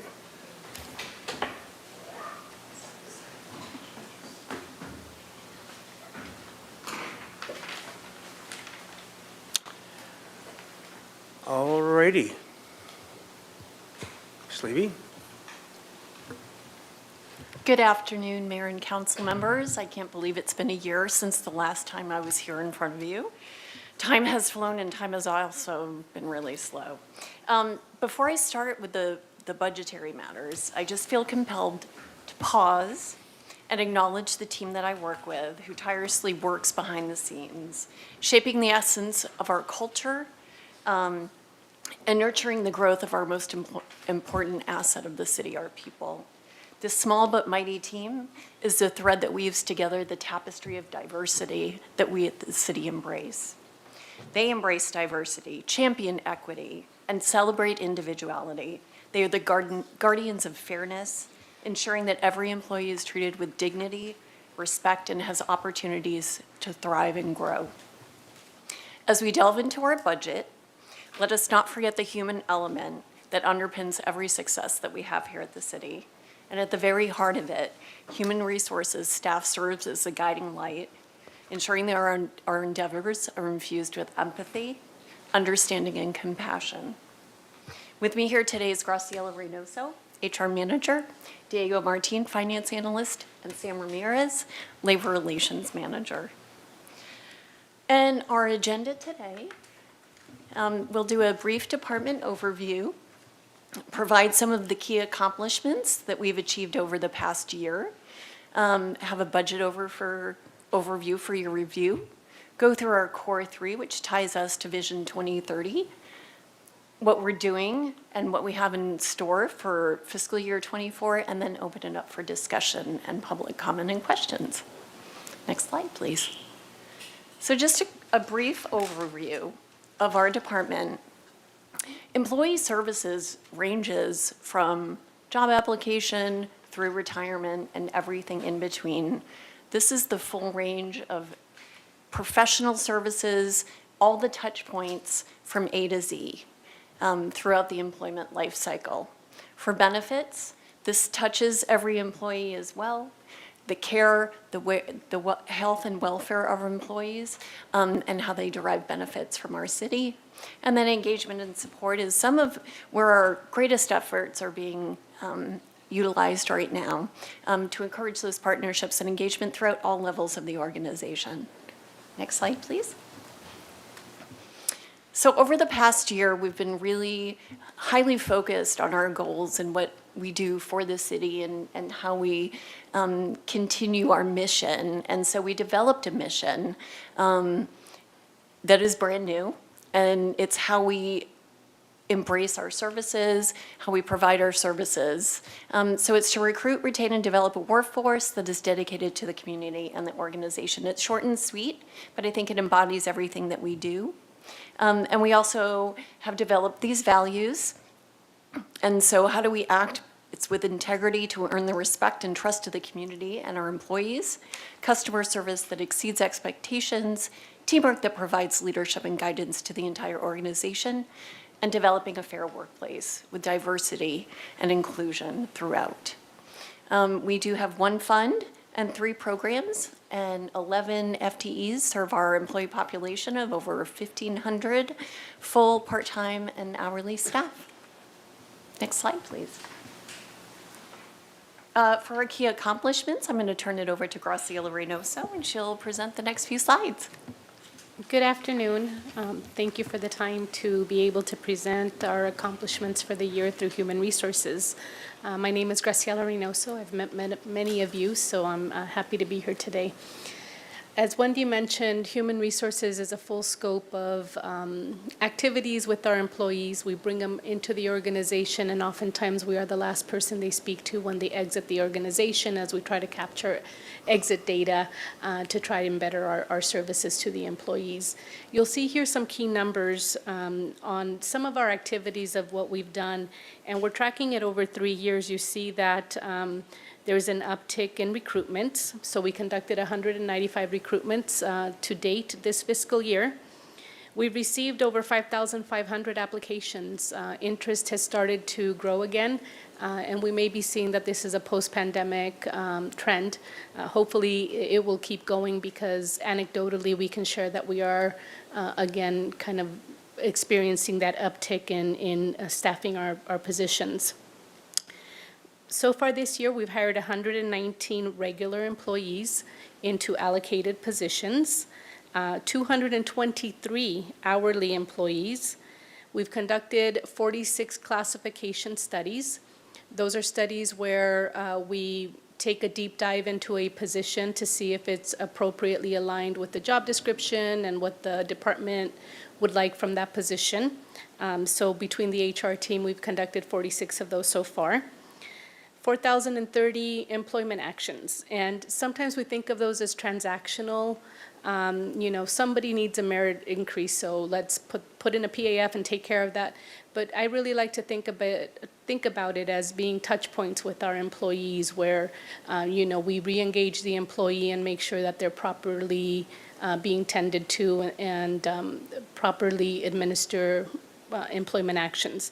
So that's a significant number, considering that we have about 1,500 employees, so we're touching each employee action about 3 per person or 2 per person, something like that.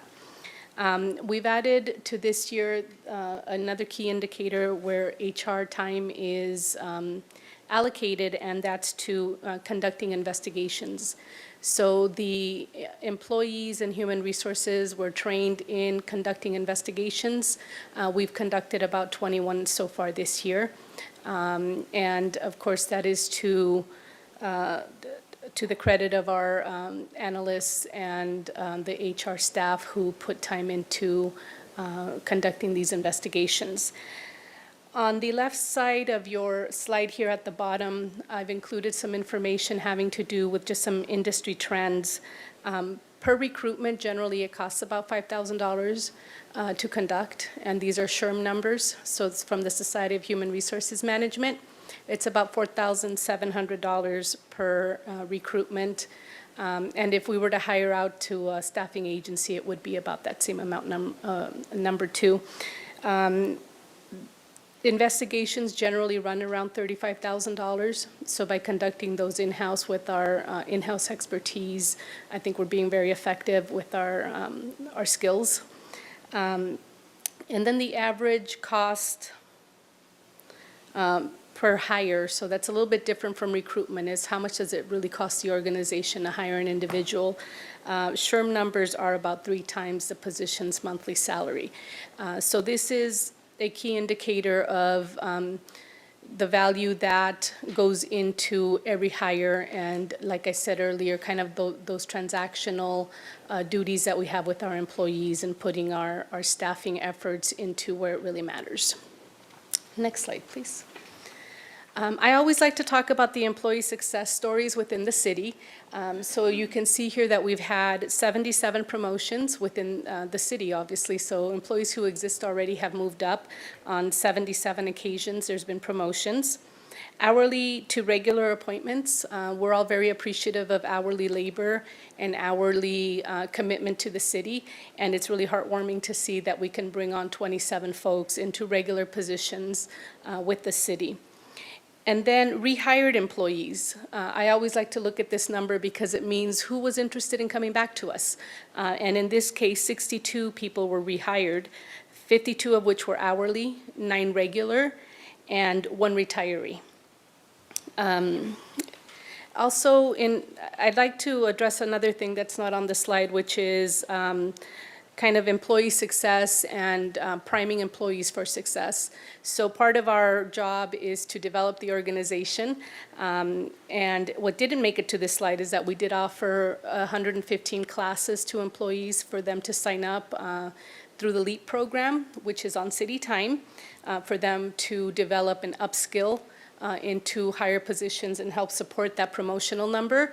And we also partnered with City Clerk's office to offer advisory group purview and decorum training. And that again is an effort to establish and remind and grow awareness to organizational culture that we support here at the city.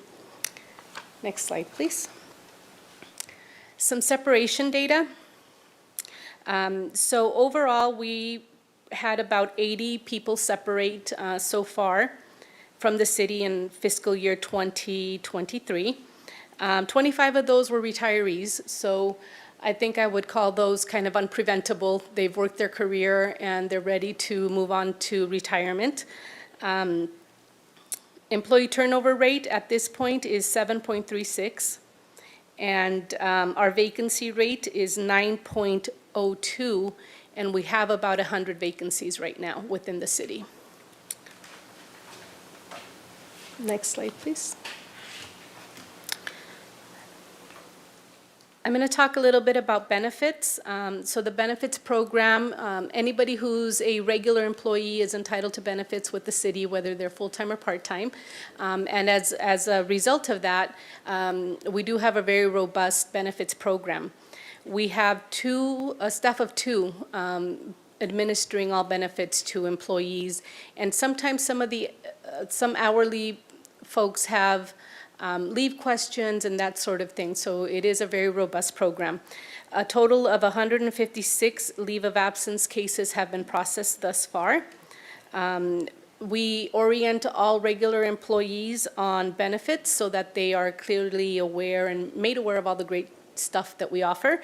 110 employees have been oriented so far this year. Through IRS code and such, we are bound to provide what we call Form 1095Cs. which is having to do with the Affordable Care Act. 1,068 of those have been processed and mailed off to employees. And I also like to point you to the number of $943,850, and that's basically the amount of benefits contributions or benefits dollars that are being administered by our 2 staff in human resources for our employees.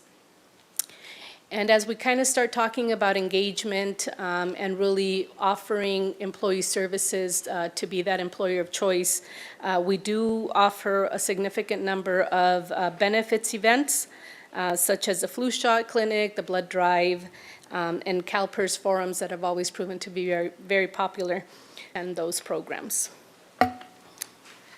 I'm going to move on to speak about our engagement and support efforts with the city. Engagement is a foundational part of really establishing that workplace culture and really getting employee buy-in. So a number of the programs that we have either relaunched or launched anew this fiscal year are listed here. The Thriving Workplace is a think tank that has about 23 members, and they're looking for ways to improve our employment offerings. So really looking to engage with how do we become that employer of choice. The City Leadership Academy, which is the second column, has 26 members in the academy this year. And this is really building our benchmark as we kind of look at the separations and how do we refill those positions that are becoming opened. We really want to focus on leader development. The current cohort of 26 kicked off in March, and we're scheduled to be together for about 12 months. The third column is IDEA, which stands for Inclusion, Diversity, Equity, and very importantly, Action. So we have a cohort, again, of 23 what we're calling IDEA champions. And these are folks who applied to be on this committee and to offer ideas on where we can improve from a standard of diversity and inclusion, and then take action on ideas that are brought forth. So far, we're looking at a couple of topics, and we will be putting together a class that is very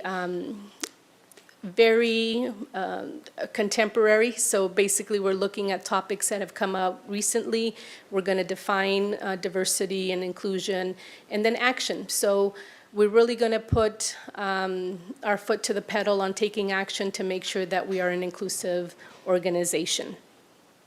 We've also created the Super Essential Series, which is a series of courses for supervisors to really get the frontline skills that they need to have to be able to, for example, manage leaves or speak to an employee about performance management. And this is a certificate course, so we've had great interest in that and hope to see a great impact on supervisory performance in these areas. From a labor relations perspective, there have been 6 different labor negotiations contracts that have been signed, and they're listed here for you. And then lastly, the last column here is a classification and compensation study, and you've heard about that kind of on an ongoing basis, and we're really excited to have this program, and I'm here to tell you it kicks off tomorrow. So we'll be looking at a lot to do with how do we best service our employees from this perspective. Thank you. I'm going to turn it over to Diego.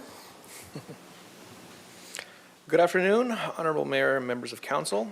This next slide shows staff's recommended budget proposal for fiscal year 2024.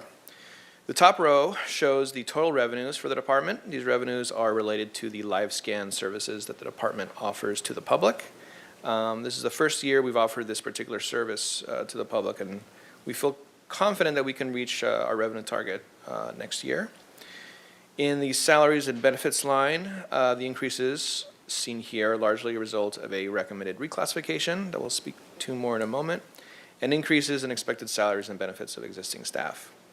The department is currently fully staffed, so this additional increase represents the cost of compensating our staff next year. There are 2 ARPA projects, as you can see on the table, currently being housed in the department. First, as you will be hearing a lot about in the coming months, is the classification and compensation study. These funds will largely be spent down over the course of the next year or so. And then second is a portion of the ARPA funds were dedicated to enhance employee COVID testing. This program is largely wound down now, but staff has proposed repurposing those testing funds for enhanced employee wellness initiatives in the coming year. The proposal was recently approved by the Finance Committee and will be before Council with other third quarter interim adjustments tomorrow. Next, we have the supplies and services budget. A large portion of the revised budget this year is for professional services contracts that have been carried over from prior years to be spent. These are for things like technical and legal support for labor negotiations, investigations, and other similar professional support. This particular category, by the way, is where a large portion of the budget reductions were achieved for this recommended budget. This next slide shows staff's recommended budget for fiscal year 25. This is a status quo budget, meaning that there are no new initiatives or positions proposed at this time. This is simply the cost of doing the same work with the same level of staff projected out to 25.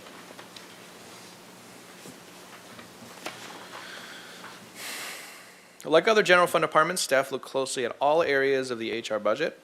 We found many accounts where we trimmed slightly, likely with no discernible impact to services. There are also some items that were being outsourced to other departments. So for example, the IT department is taking over the NeoGov support and licensing contract, which is our primary recruiting and onboarding software tool. But at the end of the day, however, 2 groups of cuts that may have real service level impacts are included in our reductions. First, hourly staff largely fill in where there are vacancies in the department, or they help manage intense or periods of intense workload. We are zeroing out this line item next year. And then next, for a professional services line item, we use the services of consultants on a wide variety of projects, including both legal and technical help for issues related to labor negotiations, sensitive investigations, difficult or high priority recruitments, and other types of professional services. We are trimming this line item quite a bit to what we believe is the minimum amount to provide our core services. Staff is proposing 1 staffing change in FY24. We are proposing to reclassify 1 position from a technician to an analyst level position. This classification better captures the high level of work that is both expected and being done by this particular position. It is important to note that the increased cost of the reclassification is being offset by a reduction in the hourly budget and the other reductions that have been discussed so far. So this is a cost-neutral staffing change. I will now turn it over to Ms. Levy for further discussion. Thank you. So we told you what we're doing and basically how much that costs. In a perfect HR world, we're very, very busy. But if we had our druthers, we would be doing a bit more. And don't get me wrong, we do a lot. One of the things we would like to focus on is succession planning for supervisors and managers. We realize that there's a gap in how we have staffed right now, with the bench growing shorter every day. And so one of the things we would like to focus on is a way to develop a succession plan, work with managers and help train them and how to resource properly and have that knowledge spread among existing staff. One of the other things we would like to focus on are MOU audits. Best practice is to audit your MOUs throughout the years as you go, not just at negotiation time. And so this is one of the things that we don't currently do. We do it as contracts come up. So doing this on an ongoing basis is something we would like to focus on. Another key point that we would like to focus on is data analysis. And in this world of, widgets and what you're doing and trying to quantify it, a lot of decisions can be made based on data, and so really having the ability to spend that time and look at the data in a more holistic way, in a more methodical nature, would be helpful. And then our response time. We are a staff, again, a pretty small staff, and we are very, very busy. And so one of the things we would like to do is to be more proactive when it comes in terms of timeframes for investigations or questions, just being more proactive with the employee population. Next slide, please. And now I will turn it over to Sam Ramirez, Labor Relations Manager. Thank you, Wendy. Good afternoon, Mayor and members of the council. So moving forward in 2024, and this is one of our favorite parts of this presentation, because we get to tell you about all the cool things we have planned for the upcoming fiscal year for the department and for the organization. Next slide. As part of our Core 3, we have incorporated our mission statement, which you heard earlier, which is to recruit, retain, and develop a workforce that is dedicated to the community and organization. And how will we measure this year if we get there? One way is the completion of the classification and compensation study. Earlier, you heard staff speak to the importance and need for that. Next slide. Next, our vision is to become the leading employer of choice on the Central Coast. We know this is a bold goal and one that requires us to be innovative, which we are, with the help of our employees, prepared to do. Next slide. We have already seen great participation from our employees with the recent pilot program called I Suggest. More than 30 ideas were submitted by employees, and we believe that number will continue to grow when it is introduced later this year. Next slide. The last of our pillars for CORE is organizational optimization. And we know that as we enter FY24 and move closer to 2030, we're going to have to leverage technology to meet organization and community needs. Next slide. Wendy? Thank you, Sam. So the best slide in the whole presentation is how we move forward in fiscal year 24 as if we're not doing enough.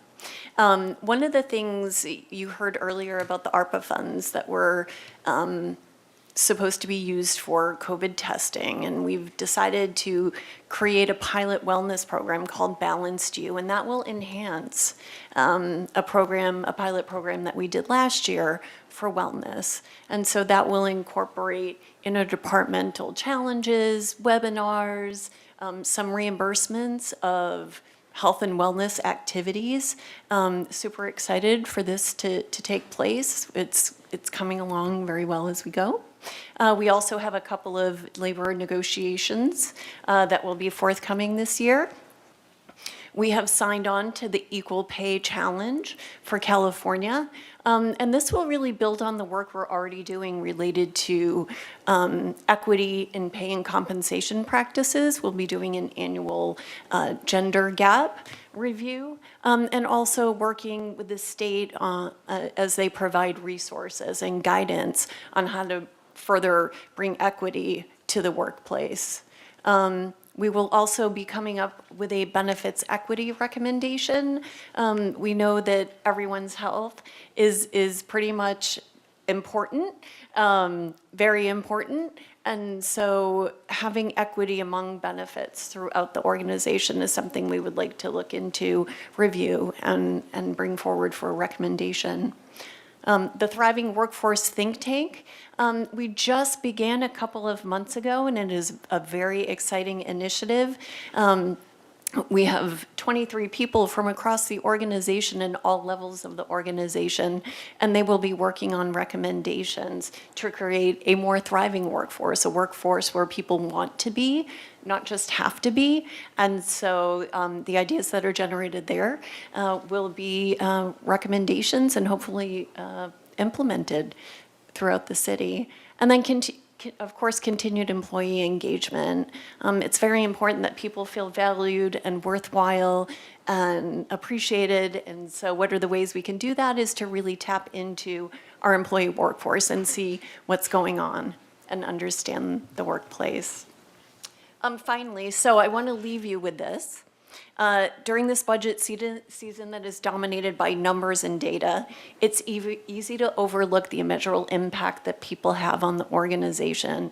And I want to tell you that human resources, the focus is people, And so we really try to take that temperature every day with the work that we do. And so know that the trusty small team is here to work for the employees, and we are an extremely dedicated group, and I'm super proud of the work that we do. So thank you, and I welcome any questions. Okay, with that, open up to questions, and I'd like to remind us to be mindful that this is our HR management group, and we're not talking about qualitative questions. In terms of compensation, and even that's what we normally talk about when we're looking at those faces. So with that, Ms. Sneddon. Thank you, Mayor Rouse, and thank you for presentation. It is good actually to have a reminder of all the other things that you do other than negotiations. But what would you say is our biggest challenge to being a workplace of choice? You can cover your ears, but I really hate leaving people when they leave for Goleta or other cities, and it's nearby. And we used to be, I think, an employer of choice. And so just what is our biggest, there's the intangibles and the wellness and these things, but in the big picture, and in terms of just back to the Vision 2030 and the thriving workplace, if you would just expand on that a little bit. So we know from data that we collect during exit interviews that people are leaving for the commute. They're leaving because they found housing elsewhere. They're leaving for salaries. Oftentimes we see people leaving for morale purposes. There's really a variation, lots of different reasons. But we do pay attention to those, and when we see patterns of things that we can fix, we try to address them, or at least let people know, hey, this is going on, this is what we see. So we are paying attention to it, and I think the Thriving Workforce can further those initiatives to try to bridge those barriers to being that employer of choice. Thank you. And then just one question about the class and comp study. I know a lot of people have a lot of questions about it, and this is sort of our open opportunity to just ask more about the timing of it, what we might expect to find. Are members of the organization nervous? What can you tell us that can sort of help us along in this? Absolutely. Thank you for the question, Councilmember Sneddon. The class and comp study it takes a lot of communication to allay those fears. We're doing this for the right reasons, in that we see that our pay practices and structure over the past 30 years have not kept up, either whether it's market or just simple structure and classification titles. We have over 500 titles right now and 1,500 employees, give or take. And so that's a really high ratio of classification to employee. And so creating some semblance of not only structure, but an understanding of how positions are, how they grow, what the career path is, what it takes to get to the next level, really defining the positions, understanding what the market is like, understanding what the benefits in the market are like. It's a total compensation study. Communication is everything. We want to be as transparent as possible. We have invited the unions to the kickoff so that they feel comfortable with the process. We invited them even before so that they could provide their feedback during the RFP process with the vendors. And so maintaining that communication, from my perspective, kind of allays those fears. We're going to have an opportunity for all employees to talk to the vendors so they can ask their questions as well, and just being educated overall on what the process is, what's in it for them, what the outcome might be or what it might not be. Just providing that communication and information when it's needed and as often as possible. I hope to allay those fears. Thank you. And then is it expected to take around 9 months? Or what is the timing for when the results of that study will be available? Councilmember Sneddon, we're anticipating that it might take 10 months for the actual process, but implementation might take a bit longer because you're dealing with unions and their perception of the the classifications and pay. And so it's going to be a little bit of a process, but we're hoping to shore it up a little bit. Appreciate that very much, and especially the transparency. And then one last question about succession planning. I wanted to make sure I understood. Is that helping individual departments to be bringing people up from within? Absolutely. It's deepening your bench. It's providing development for existing employees. As we do in any department, I won't be here forever, and so making sure my staff have the tools necessary to develop and grow in their role and understand, and it's not just knowledge that's in my head, but sharing that knowledge and making sure that they have what they need to be successful in the next stage. So it will be department specific. I really appreciate that. I think we should be hiring from within wherever possible, and there have been issues with there being those gaps, as you were describing, between what people having the experience that they would need for the next level from there. I had one more question about that, but it just flew out of my head, so thank you. Thank you. Mr. Friedman. Thank you, Mr. Mayor. Thank you, Ms. Levy, for the presentation from staff. It's HR is often an overlooked, but it's an essential department because you do a lot of what behind the scenes. And my questions were answered on the succession planning. I think that's very important. Just as a follow-up, you mentioned on slide 10 the engagement and support, and a lot of that goes into the succession planning. But in particular, as I look at, is it the Super Essentials series? How does that fit into succession planning with the certificate and all the topics? Thank you for the question, Councilmember Friedman. Super Essential Series, what we have found is that just because you're promoted into a supervisor position doesn't necessarily mean you have the tools, technical knowledge to perform that position to the best of your ability. And so this provides that foundation of supervisory skills that supervisors will need to be successful in their positions. So this is kind of the technical aspect of what they do. What is it like? What do I need to know to fill out an employee evaluation? What do we need to know about recruitment and selection? What is my role in that? How can I make it the best process possible? So it really provides those foundational opportunities of learning for supervisors. Great. It's a valuable tool, especially if we're looking to promote from within and over time. Most of my other questions actually were already asked. So just the same question, if you had to make further reductions, what things would you be looking at? And again, not specific numbers or anything right now, but just in general, what would you be looking at? Yeah, Councilmember Friedman, thank you for the question. From our budget perspective, I think what we've provided today, the cuts that we've provided is, we're not a huge budget, and so we've kind of looked in every crevice for every cent. So those are our recommendations, but if we get down to it and we need, I don't know what that percentage would be to cut, but I think it would definitely be personnel. I don't know how else we would cut anything else, to be honest with you.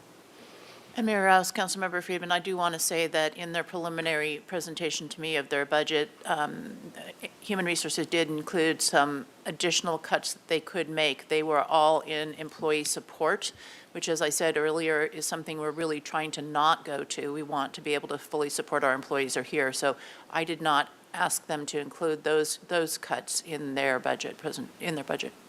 Thank you for the clarification. That gets to a lot of this right here, of the supports that we're doing. So thank you. All right, very good. Well, in that item, we're going to take a short break and come back for finance.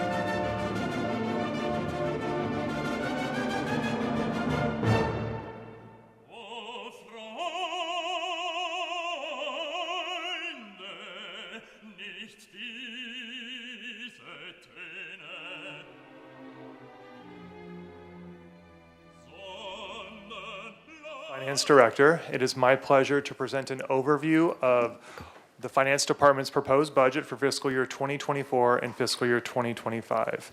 And it truly is an honor and privilege to serve as the head of this department. And I'm here with a number of my colleagues that are here that have worked very hard on this presentation, but as well as really delivering and implementing the services that we provide in the Finance Department. The agenda for today's presentation is to provide an overview of the general fund and the self-insurance fund.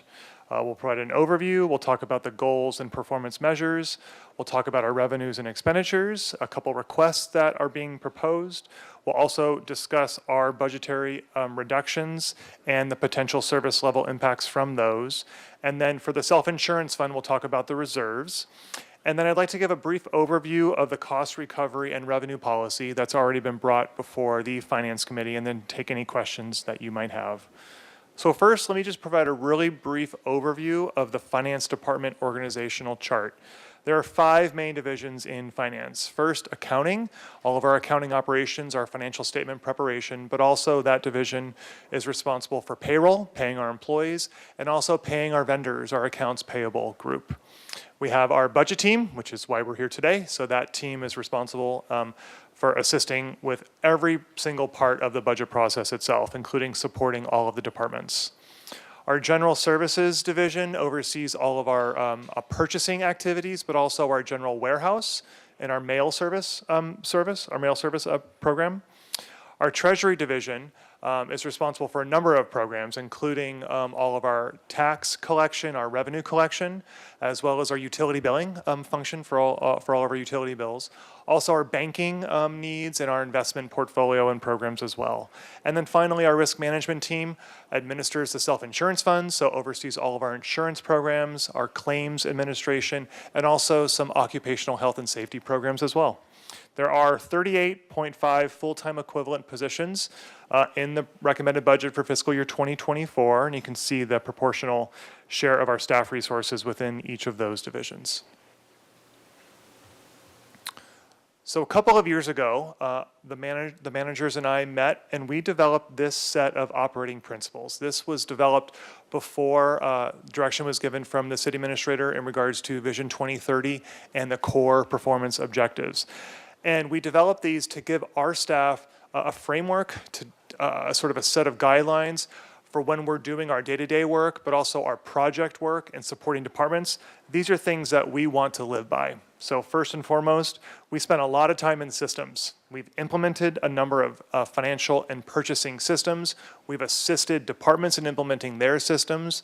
We facilitate systems that the public interacts with the city on, and we spend a lot of time making sure that those systems are working correctly.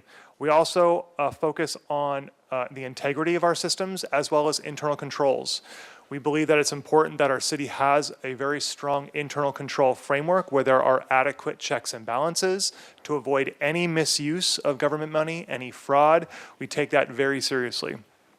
We also believe that we have a fiduciary oversight over the money that we manage. We don't believe it's our money, we believe it's the public's money. And so we really take that seriously. We follow all of the laws and guidelines from all levels of government to make sure that those funds are being spent accordingly.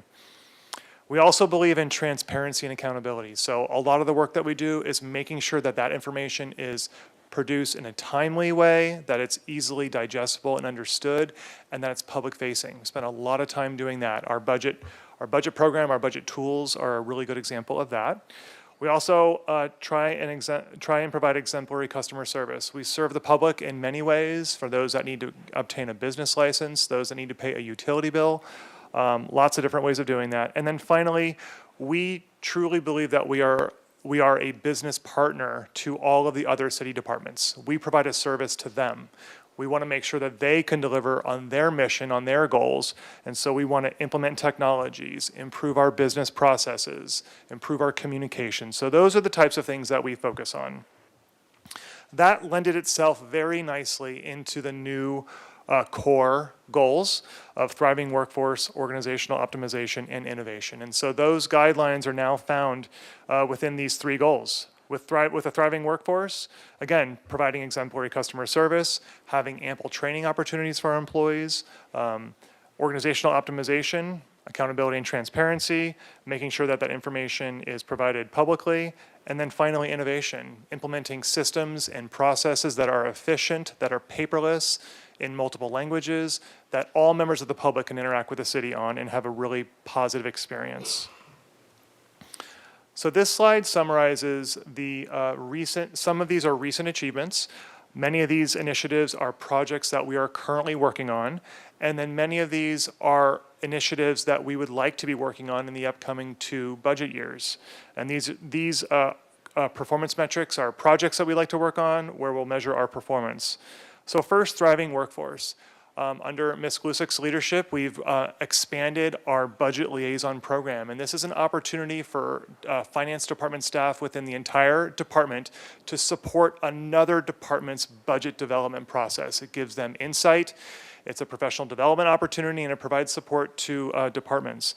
We also are going to implement a minimum number of hours of training that is expected of all of our department employees to really continue to foster that sort of the expectation of growth and professional development and keeping up with their technical and performance skills.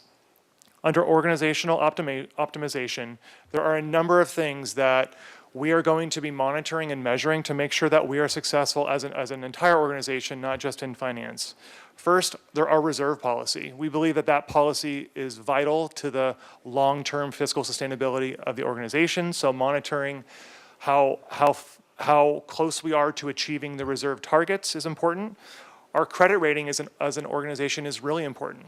We're about to issue a really large debt issuance within the next year for the construction of our new police facility. And our credit rating is predicated on having financial statements that are accurate and timely and clean, as well as the internal control environment and the management structure and many, many other things. And so having a credit rating that is positive is really important for the successful issuance of that debt. Also, utility billing. Since COVID, we have not turned off any water service. We have not sent anybody over to collections. We will be ramping up a program over the next couple of months to offer assistance to low-income households, as well as turning on late fee charges again in the near future, and then finally disconnects where that's required. And so really making sure that we're doing that in a thoughtful, very communicative way to the public is really important. Next are tax audits. We really do everything we can to ensure that we're maximizing the revenue that we can achieve from our existing revenue sources. And one really important way of doing that is auditing them. We have a robust audit program for business license, utility user tax, sales tax, and franchise fees. We're planning on implementing audit programs for transient occupancy tax and cannabis in the near future. And then as Ms. Connect mentioned earlier, with your approval of the short-term rental enforcement program, our team will be very heavily involved in auditing past due TOT for the short-term rental operators as well, really to maximizing our revenues. Obtaining a clean audit report I talked about earlier. One other measurement we would like to measure is our pension funding level. And so council did take a pretty decisive action back in December when they revised the city's reserve policy that included a section about any annual operating surplus, having it go towards our pension liability. So over the next couple of months, we'll be bringing a draft pension management policy to the Finance Committee and eventually City Council for approval, and then establishing a Section 115 trust, which will also help us in reducing our pension liability in the near future. And then finally, there are things we can do to improve our purchasing processes to make them more efficient, to provide better customer service to our departments, and ultimately help our vendor community. And then finally, innovation. We talked about systems a lot already. Our budget platform is incredibly robust and incredibly powerful, and we are really only scratching the surfaces as to how much we can leverage that online budget tool, not only for our process with the City Council and the public, but also internally with our financial projections, our quarterly reports. And then finally, anywhere we can, we are trying to implement electronic processing, reducing paper, reducing postage, printing, just the manual nature of paying utility bills, paying our vendors, processing payroll, issuing tax forms, our insurance documents, all of that stuff can be processed electronically. We'll save money over time. The process will be more efficient as well. So with that, let's jump into our budget. This slide here is an overview of the majority of our functions are funded by the general fund. It's our total revenues, our total expenditures, and then what the resulting general fund subsidy is to operate the finance department. As you can see, it doesn't change very much. Our revenues are fairly stable, but we're proposing that they'll increase in fiscal year '24 with a proposed fee increase. Our expenditures also don't change very much, and we'll go into detail as to why that is. This slide here is our general fund revenues. If you're looking in the OpenGov Stories platform, when you go to the finance homepage, the finance main page, you'll see that there's revenues and expenditures by general fund and by the self-insurance fund. So again, this is just a summary of the general fund revenues summarized on that table. You can see the late fees increasing from a budget amount of $350,000 to $650,000. And you can see that we have not been collecting any late fees for utility billing, past due accounts, really since COVID began. We're proposing to increase the late fee amount from $8 to $15, and we anticipate that that would generate an additional $300,000 a year.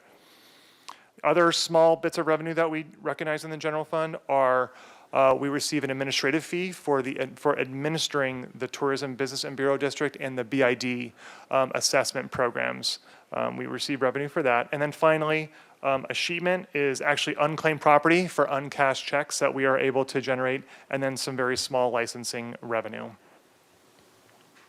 On the expenditure side, again, a majority of our expenses go towards our staff, salary and benefit expenses. You'll actually see our allocated costs decrease in the fiscal year '24 and '25 budget, which you have not seen from all the other departments.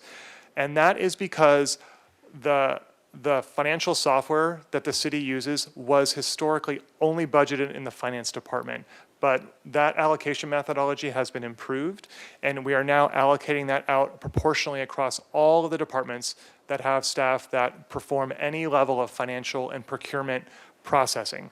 And so our costs went down in finance, but all the other department allocated costs for that system went up proportionally. And then our supplies and services line really is only our professional service contracts that we have, our other software licenses that we have, such as our OpenGov platform, and then we really have no other expenses. We have reduced our printing and postage and paper and sort of supplies and expenses dramatically over the past couple of years, and we will continue to do so. The department's expenditure reduction targets in fiscal year '24, it was $138,000, and in fiscal year '25, it was about a little over $210,000. This slide summarizes our proposal to meet and actually exceed those targets. First, with additional revenue. I mentioned earlier, we're proposing to increase the utility billing late fee from $8 to $15. That'll generate about $300,000 annually. And then we are also proposing to hold one position vacant upon attrition. So once a position becomes vacant, proposing to hold it. And that would generate just over $100,000 of savings. We do not anticipate any significant service level impacts by implementing these options. This next slide summarizes a couple requests that are included in the recommended budget. First, vendor electronic payment. So right now, we pay pretty much all of our vendors manually with a check. We print checks, we fold it, we put it in an envelope, we put postage on it, we put it in the mailbox. COVID really shined a light on how inefficient that process was, especially with our vendors getting paid in a timely manner. So we would like to implement an electronic way of paying our vendors, and I'm happy to say that we think it's going to come in much under budget. I think we found a solution to be able to do this in a cheaper way. So we're looking forward to implementing that within the next couple of months. We're also have a lot more people paying online with a credit card, which is a pattern that we want from our customers. And a lot of our credit card processes need to be reviewed. We have different sort of service fee structures, different processors, and so there is an effort that we would like to sort of work on to review those processors. Don't know how much that would cost yet, if anything, but it is a big effort. And then finally, tax audits, I mentioned earlier, implementing a more robust tax audit program. There are a few positions that we are looking to realign, mainly because of how much more heavily integrated our systems are, needing a bit of a higher skill set to be able to manage those systems correctly. So more information about the utility billing late fee that's being proposed. As I mentioned earlier, we have not processed any disconnects or charged any late fees since COVID began. That is a core component of our expenditure reduction plan, as I mentioned earlier. This slide here summarizes a comparison of the utility billing late fee that we currently charge at $8 on the very bottom line there, compared to the other utility districts in the greater region. As you can see, the way that they calculate that late fee varies. Could be a percentage-based or a flat dollar amount. And the column on the far right is what sort of an average per account would be charged for a late fee for these jurisdictions. As you can see, our current fee of $8 is definitely on the low end. And so that's why we are proposing to increase it to $15. This slide here is a new fee that the Finance Department was proposing for an administrative fee for entering into a payment plan. So we do anticipate that many of our customers would like to avail themselves of this option if they have a rather high balance to be able to pay it over time. This would offset the workload increase of our staff. This fee was reviewed in detail with the Finance Committee, and they took an action at last week's Finance Committee meeting to not approve of this new administrative fee, but support the late fee increase to $15, because the thought process there is that any utility account that is going to have to enter into a payment plan is already likely late, and so they're already being charged that fee. So next I'll move into the self-insurance fund. So the core mission of the self-insurance fund is really to protect the city's assets, to really make sure that we're using techniques of risk assessment, risk transfer, and risk financing. The insurance industry has gone through pretty significant changes over the past couple of years. And this slide here summarizes those major conditions, the major things that have really impacted the property insurance market and also the general liability insurance market. First, climate conditions, and we see that here in the Central Coast of California from extensive rain, wildfire risk, extended periods of drought, not in recent years, but in prior years, and that has impacted the ability to procure and secure adequate property insurance for our properties. Also, the insurance industry is a global industry, and so a hurricane or a tsunami or some other event that may occur way far away from Santa Barbara still impacts our ability of procuring property insurance for our structures. And then finally, on the general liability side, law enforcement claims have been increasing and the dollar amounts have been increasing as well. There's escalating values of jury verdicts when cases do end up going to jury, increasing claim amounts and sort of reduced competition. So those are some of the externalities that impact our ability of procuring adequate insurance. This slide here summarizes the revenue in the self-insurance fund. The self-insurance fund recognizes its revenue through a recovery, so it's an allocated cost. So in the police department's operating budget, for example, there's an expense line of an allocated cost to the self-insurance fund. So it's represented as an expense in all the city departments, and it comes into the self-insurance fund as a revenue. That revenue pays for our workers' compensation and general liability premiums, our property insurance programs, and so on and so forth. This slide shows where those allocated revenues are spent. There's only 4 people that manage the self-insurance programs, so it pays for their salaries, but really the lion's share of what that program pays for, again, as I mentioned earlier, are our insurance premiums and also any claims that the city council authorizes us to pay for a variety of different things. Those claims are paid for out of the city's self-insurance fund. This slide here summarizes each individual insurance policy that the city currently has, what the current cost is for those insurance policies, and then what the projected budget is for each of those policies. And I'd like to highlight a couple of these that are going up very, very substantially. First is our excess liability, as I mentioned earlier, our general liability program. These costs have been going up upwards of 15%, 20% annually for the reasons that I mentioned earlier. Also, our property insurance line, you can see there we're projecting a 25% increase year over year. And we're currently working with our insurance providers right now. And unfortunately, what we're hearing is that it might go up greater than that next fiscal year. So we'll be monitoring that and bring that information to council at a later time. But these are significant cost increases that we have to maintain and pay for out of the self-insurance fund. So this slide here shows the reserves in the self-insurance fund. It shows about a 12-year actual trend and then what is being projected into the next couple of years. The blue line is what our actuary recommends the reserve level to be in the self-insurance fund, and then the red line is our actual level of reserve, and then what is being forecasted. Because the amount of claims are increasing, because the cost of securing the insurance programs, the premiums we pay has been increasing, it's been bringing down that reserve level. And at the same time, our actuary tells us that we should be increasing our reserve level over that period of time. And so that gap, unfortunately, has widened in recent years. And so that is why in all the department budgets that you've seen thus far, they talk about their allocated costs going up. We're trying to make progress on bringing the reserve level in the self-insurance fund back up to a more sustainable level. But as you can see in this greater forecast period, we're only kind of tracking at the same level, but we're well below where the actuary recommends that we should be at. So with that, I'd also like to provide a quick overview of the cost recovery and revenue policy. And the draft policy was included in the City Council agenda report for today's presentation.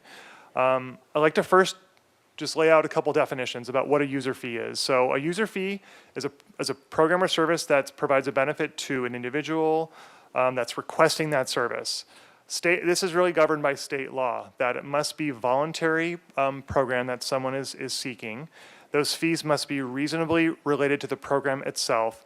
And when those fees are not fully cost recoverable of what it costs to run that program, then there needs to be a subsidy. There's a subsidy to actually fully fund that program. A fee is comprised of multiple things. So if you want to sign up your child for the Junior Lifeguards program, the fee that you're going to be paying for your child to participate not only covers the direct cost of, say, the lifeguard, or maybe the use of a surfboard, or the meal that's being provided, or whatever else might be provided directly benefiting that child, but it also needs to cover the administrative costs, the overhead costs of Parks and Recreation program staff, the director of the department, the staff that are here before you today, the overhead functions of the department that support the Parks and Recreation program. Those fees must be fully cost recoverable to really make sure that we're covering our costs. Next slide, please. So as part of the revenue working group that was established during Vision 2030, developing a cost recovery and revenue policy was a core deliverable of that working group. And we have been working on it over the past couple of months. And that policy is in your packet today, and what it does is it defines what are the cost recovery factors for setting those fees, what should be the pricing philosophy for those programs, establishing a cost recovery criteria at different levels, and in the middle of this slide it talks about those three main categories. First, a program that is solely individual, that provides an individual benefit, such as a private tennis lesson or renting a facility, should target a cost recovery between 80% and 100%. A program or a service that provides both an individual and a public benefit should have a target cost recovery of between 20% to 80%. And an example of that might be an after-school program or a water heater installation permit. And then finally, a service that provides broad public benefit, such as public safety or park maintenance, really should target a core a cost recovery level of 0 to 20%. And this truly is meant to be a guideline. It's a guideline for staff when reassessing fees on an annual basis during the budget process, a guideline for implementing a new fee for a new program. It also should be a guideline for the city council when evaluating the appropriate level of a fee or considering a potential subsidy. This draft policy was presented to the Finance Committee a couple of times, and at last week's Finance Committee meeting, they voted unanimously to recommend approval of the policy to the full City Council, and we'll be bringing it to the full City Council with all of the other resolutions requesting your adoption with the final budget. That concludes our presentation. We'd be happy to take any questions you may have. Thank you very much. Thank you. Questions for Mr. DeMartini? Ms. Sneddon? Thank you, Mayor Rouse, and thank you for presentation.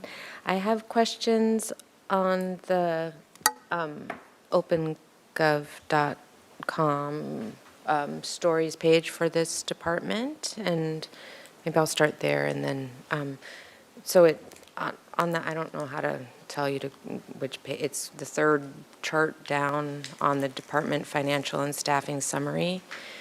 And so just starting with under revenue detail, taxes, fees, and fines, the fiscal year 2022 actuals is $0. So what does that mean?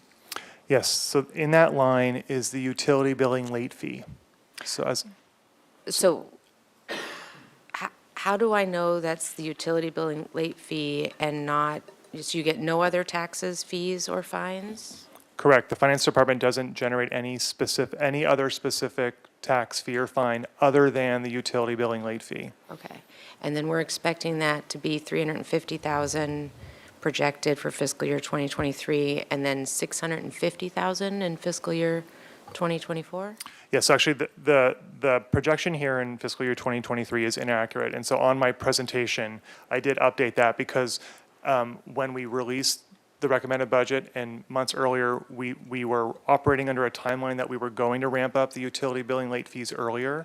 But because of our plan to implement the low-income assistance program, which council approved that program, and then we kind of pushed back the implementation of that late fee, it won't start until July, which is now fiscal year 2024. So the current fee of $8 would typically generate $350,000 a year. But we're proposing to increase that fee from $8 to $15. That additional amount is $300,000. So that's how we get to $650,000 in fiscal year 24.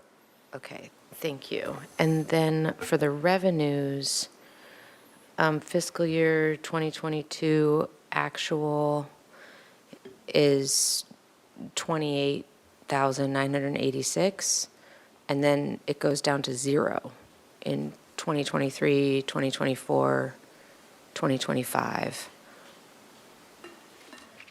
Councilmember Sneddon, I don't know what that is off the top of my head. I'd have to research that and get back to you.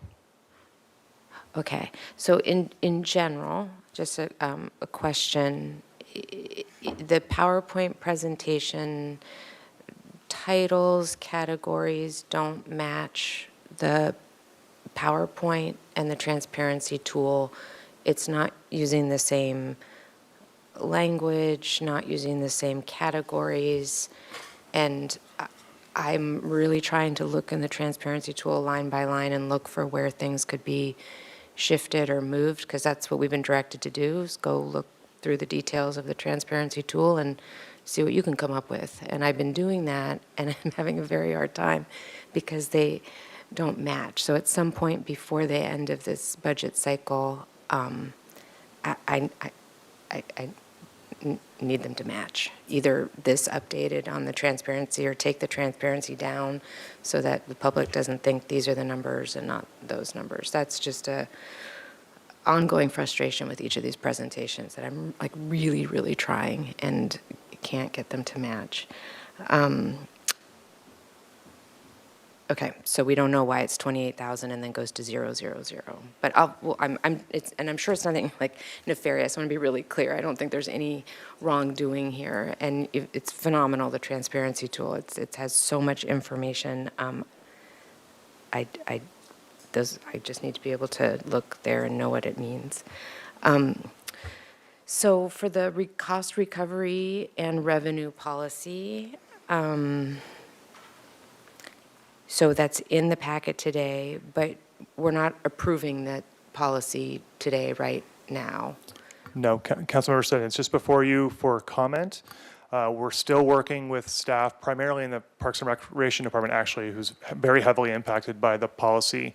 I've gotten some additional feedback from them, so we're going to be bringing the policy to the full city council to ask you to adopt a resolution to approve it when you adopt the full budget on June 13th. Okay, so at that same time, not before or after, but at Yeah, the same. staff is planning to bring it as an attachment to the budget deliberation meeting as well, June 7th. Because the Finance Committee took an action to recommend approval of the policy, we'd like to bring that recommendation as part of budget deliberations as well. So then this is my chance to ask questions, really, on the policy? Absolutely. Okay. So on cost recovery, particularly for Parks and Rec, or any programs that we're doing, one idea that's been sort of floating around is a full cost recovery for, say, something like, I'm not sure if junior lifeguards is one of these, bringing those up in cost, but then having more scholarships or more sliding fees to really account for the overhead and the administrative costs and those. Is that reflected in this policy, or would that be a different direction than this policy direction?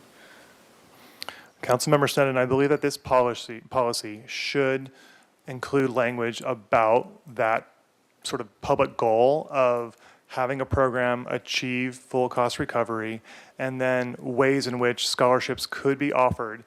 There is no language in the policy as it is today that talks about scholarships. That hasn't been really vetted yet. But if that's direction that council would like to give to staff, we'll take it and then discuss it further and go from there. Mayor Rouse, Councilmember Sneddon, I also want to encourage you, we have our Parks and Recreation budget deliberations this week, and having that conversation there as well would be helpful, I think, in understanding what the potential ramifications of such an approach might be and whether we want to do it wholesale or we want to be more narrow. Thank you, and I appreciate that, and I definitely will ask them also. But if this is a policy for all, this is our cost recovery and revenue policy across the different departments. I'm the Parks and Rec is that. Thank you, I appreciate that. But are there other programs like that where we're not doing full cost recovery, but we could, but then having a sliding scholarship? Is that something? I would like to look at that. I don't know if that's, I can give direction, just me, but that's something, if we're really looking at this as a policy, and cost recovery seems to be one of the areas. I mean, there are a lot of different departments that maybe are not experiencing full actual cost recovery, but that we wouldn't want to bring everything up because it would be regressive and disproportionately impact. So, Mayor Right, Rouse, this is the time to Councilperson, talk I would about say that, that or- there are a number of other places that we don't get full cost recovery, and I think the example of the water heater installation permit is a brilliant one, because it looks like one where you would only have 100% benefit to the property owner, but in fact, the benefit is to the community, because a poorly installed, particularly gas water heater, becomes a public threat. So perhaps not, but that's a kind of example of where these are. The other piece that Mr. DeMartini highlighted that I would guess, and I haven't verified, is that we have historically tried for variable cost recovery, so the direct costs of providing those services, but they do not include, in my estimation, they probably do not include overhead, and yet we want to also make sure that our programs and policies are affordable. So it is a guidance document, not a directive document, but to sort of, when we come and talk to council about fee recommendations, about this is why we're recommending this level of cost recovery for this particular fee, it fits into this classification, trying to take some preliminary steps in that direction.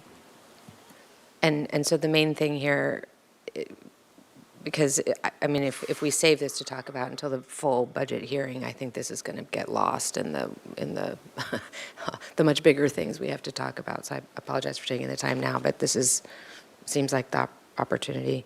So would the main thing be these three categories, the value added, important services and core services would be the difference on whether you're having full cost recovery? Because things like, I mean, different departments, something like a parking fee versus a pickleball fee versus junior lifeguard, and then we get into questions of which of those are core and which are public benefit and Councilmember Sneddon, so again, this is meant to be a guideline. So it is not intended from staff that this document be 100% prescriptive on every single fee that we charge as a city for every single service. And so it's meant to kind of bucket and categorize those programs into what is the appropriate level of cost recovery. Because there is kind of a gray area.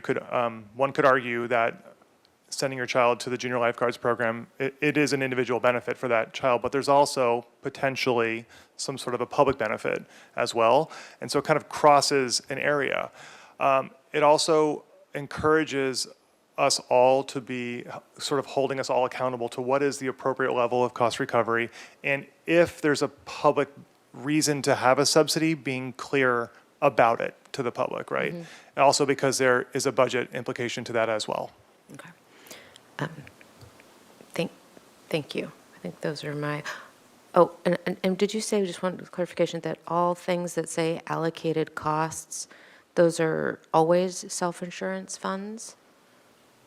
Now, Councilmember Sneddon, there's a number of internal service departments and programs that roll up under allocated costs in every department operating budget. So it does include the self-insurance fund. That's one of the largest. The other internal service fund programs are our fleet program. The city's fleet is funded through that as well. Our facilities are funded through that, and as well as IT, our information technology department. Okay, so not just self-insurance. Okay, thank you. Mr. Friedman. Thank you, Mr. Mayor. Thank you, Mr. DeMartini and all your staff for all the work putting this together. Just a few questions. You can put slide 9.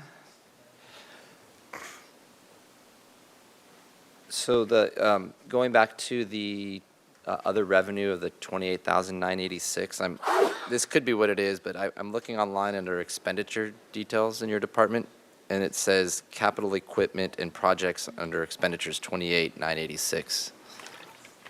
So it could be a one-time. Just wanted to point that since it was a discussion. Thank you, Councilmember Freeman and Councilmember Sneddon, for asking that question. We were able to look at it while we were discussing, and that 28,000 that is actually a one-time cost when we were starting to implement GASB 86 pronouncement, which changed how accounting has to account for capital leases. So that's what that amount was actually for. Okay, so it was the 28,000 was a one-time fund, so there was expenditure. Perfect. And if you could go into next slide, item 10, or slide 10. So here it shows that the general fund expenditures are 6.2 million in fiscal year 22. But then looking at the same, I guess, slide or same part on the website, the transparency tool expenditure detail, it says 18.7 million, but there's a category that says supplies and services at the top of that, and that's 12 million. And so for the public that was looking at it, it would look like it's 18.7 million, but here it's 6.2. But when I do the math on a calculator, because I don't trust my own head to do that math, 18 minus 12, it basically gets it to the 6.2 you have. So what is the supplies and services, and why is it in your department online versus not here? Yes, no problem, Councilmember Friedman. So when you're looking at the Finance Department main page on the transparency tool, it starts with revenues and expenditures, and then it goes into the revenue detail and the expenditure detail. As I mentioned earlier, the Finance Department is funded through two funds, the general fund and the self-insurance fund, okay? And so on those first three tables, as you scroll down the main page, it's a summary of both of those funds in those tables. And the reason why supplies and services is our largest expense as a department is because that's where we record our self-insurance fund, insurance premium, and claim expenses. So when you scroll down on the page past the two pie charts and you go into revenue and expenditure detail by fund, that's where those tables more closely tie to the slides that I presented this afternoon, where it shows the total activity in the internal service fund, which is the self-insurance fund, and then the total activity in the general fund. When you go into the expenditure detail table, that's where you see general fund expenses of 6.2 million in fiscal year 2022, kind of midway down the page. And the first line on that table is the self-insurance fund. And if you wanted to drill into the view report link on the bottom right part of that table, it'll take you to all of that detail. And so the slides that I presented today, we're trying to group it by fund because our operation is funded through those two separate funds. And I used language that is clear to the public, like language that we use. And on these tables, there's sort of standard sets of tables that we use across every single department, across every single fund throughout the entire organization. So it's a template. And so trying to communicate it in a way that makes sense for our operation and how we communicate to the public is sort of the balance. Great. It was just the clarification, and I had seen that because it was such a large number for that, and because it got kind of called out in the discussion on that. So appreciate the clarification, and it is, yeah, if you scroll down, you'll see further on the page. Speaking of the self-insurance fund, just a couple more questions. On slide 21, with all the, let's say so for earthquake, is that 800 or the proposed 836,000, does that cover the entire city's earthquake premiums? And in particular, the one I'm interested in is downtown parking, the parking structures, because I know there's a discussion going on the revenue shortfalls there, structural, and the issue of rate increases. And so I just want to understand what goes into maintaining those structures. Is insurance a part of it specifically? Yes, Councilmember Freeman. So yes, that separate earthquake insurance policy does cover all of our city structures. It does. So that would be one of the costs that's going up significantly when people are asking us, well, why can't you just leave the rates on downtown parking alone? Well, because we have costs such as insurance. All right, and then just the final question I've asked every department, again, revenues don't come as expected or for whatever reasons. If you had to look at above and beyond the reductions you've made, what are some of the things you'd be looking at? And I did note that similar to the city attorney, that the vacancies that you've held have actually given you a buffer, so it's above and beyond the 5%. So I assume that's part of the answer, but can you clarify if it is and if there's anything else you'd be looking at? Absolutely, Councilmember Freeman. So the first thing that I would like to explore before looking at the expenditure side of our house would be on the revenue. We are proposing to increase the utility billing late fee from $8 to $15, but as that comparative slide that I showed against the other utilities in the greater region, that would still be fairly low to sort of midway through. So there is opportunity to increase that fee further. That may not be an acceptable option, but I would look to explore revenue option first. If I was to find additional expenditure reductions, there are a couple options that we could consider. First, one of our expenditure reductions is to hold a position vacant. Right now, that's assumed in sort of the cashiering, business license tax, the business office at the main lobby in City Hall. We could plan for additional vacancies within sort of that larger group. That would come at a service level impact, though, likely of reducing the hours of operation at the business office. Those staff are also responsible for making sure that we collect our revenue, that the remittances come in, that they get processed, that we deposit the cash, all of our tax remittances. So there could be a delay or some service level impact of processing our revenues from that. Another thing that we could consider would be sort of decentralizing some of our purchasing processes. Right now, many of our purchasing processes are centralized, and there's a really strong reason for doing that, with ensuring that we have adequate internal controls and sort of checks and balances for our purchasing processes. And if we decentralized it, it would likely slow down some of our purchasing activities. So putting bids out on the street, getting vendors onboarded, getting contracts approved. There could be a service level impact of some of our procurement processes. It's also important to note that we have implemented a number of process improvements and systems that are making our business processes more efficient. A couple of years ago, we had we had 40 full-time equivalent positions in the finance department. It was down to 39 last year, and next year we're proposing it to be down to 38. So we've actually reduced staff in finance. With these additional actions, we would essentially reduce even further. Again, it's possible, but there would be some service level implications by doing so. Thank you. Ms. Sneddon. Thank you. I just have a follow-up to going back into the tool. I'm looking at, in the detail for the revenues for fiscal year 24-25, what are internal charges? I'm asking because it goes from, this is a revenue that goes from 10.4 million in fiscal year 22 actuals, and then the projected is 17 million, and then by fiscal year 2025 it goes to 20 million, so that's doubling as a revenue. Internal charges,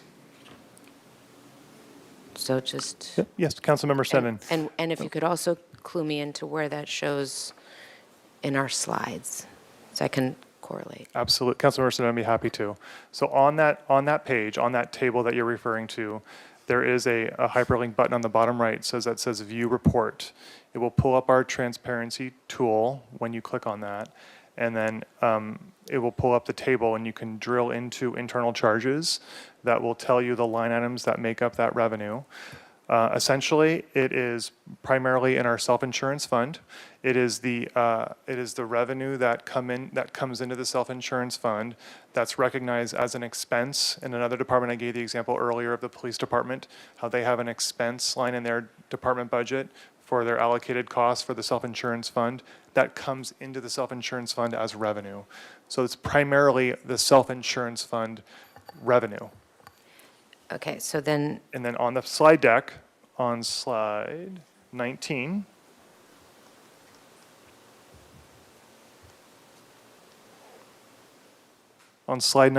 you will see that the bottom line is the 20.6 million, which ties to the 20.6 million in the transparency tool. thank you. So Approximately. that's the combination, and this is where I'm having trouble with when the words don't match. This says internal charges, and then this says other words, and so I'm just really having a hard time getting these together. So this 10.1 revenue, and this is from other departments. Okay, well, we went over that slide, so now I understand now what that is. Thank you. And Councilmember Sen and other people who have this frustration, just for clarification, in the transparency tool and in stories, there is some generalized terminology that is used because it is a template in this particular presentation for clarification of what that internal charge is. We are using different terminology. It'd be fantastic if on the PowerPoints, it could say AKA internal charges on the transparency tool. Because there currently is, I'm going in the reports, I'm going line by line, and there's currently no way to anchor those together. I really appreciate it. Thank you. Councilmember Sneddon, thank you. We really appreciate that feedback. And on the bottom, I did put a footnote about trying to categorize what it's categorized in OpenGov as an internal service fund, and that is the language that's used on many of the tables on that page. So I tried to connect it that way as well.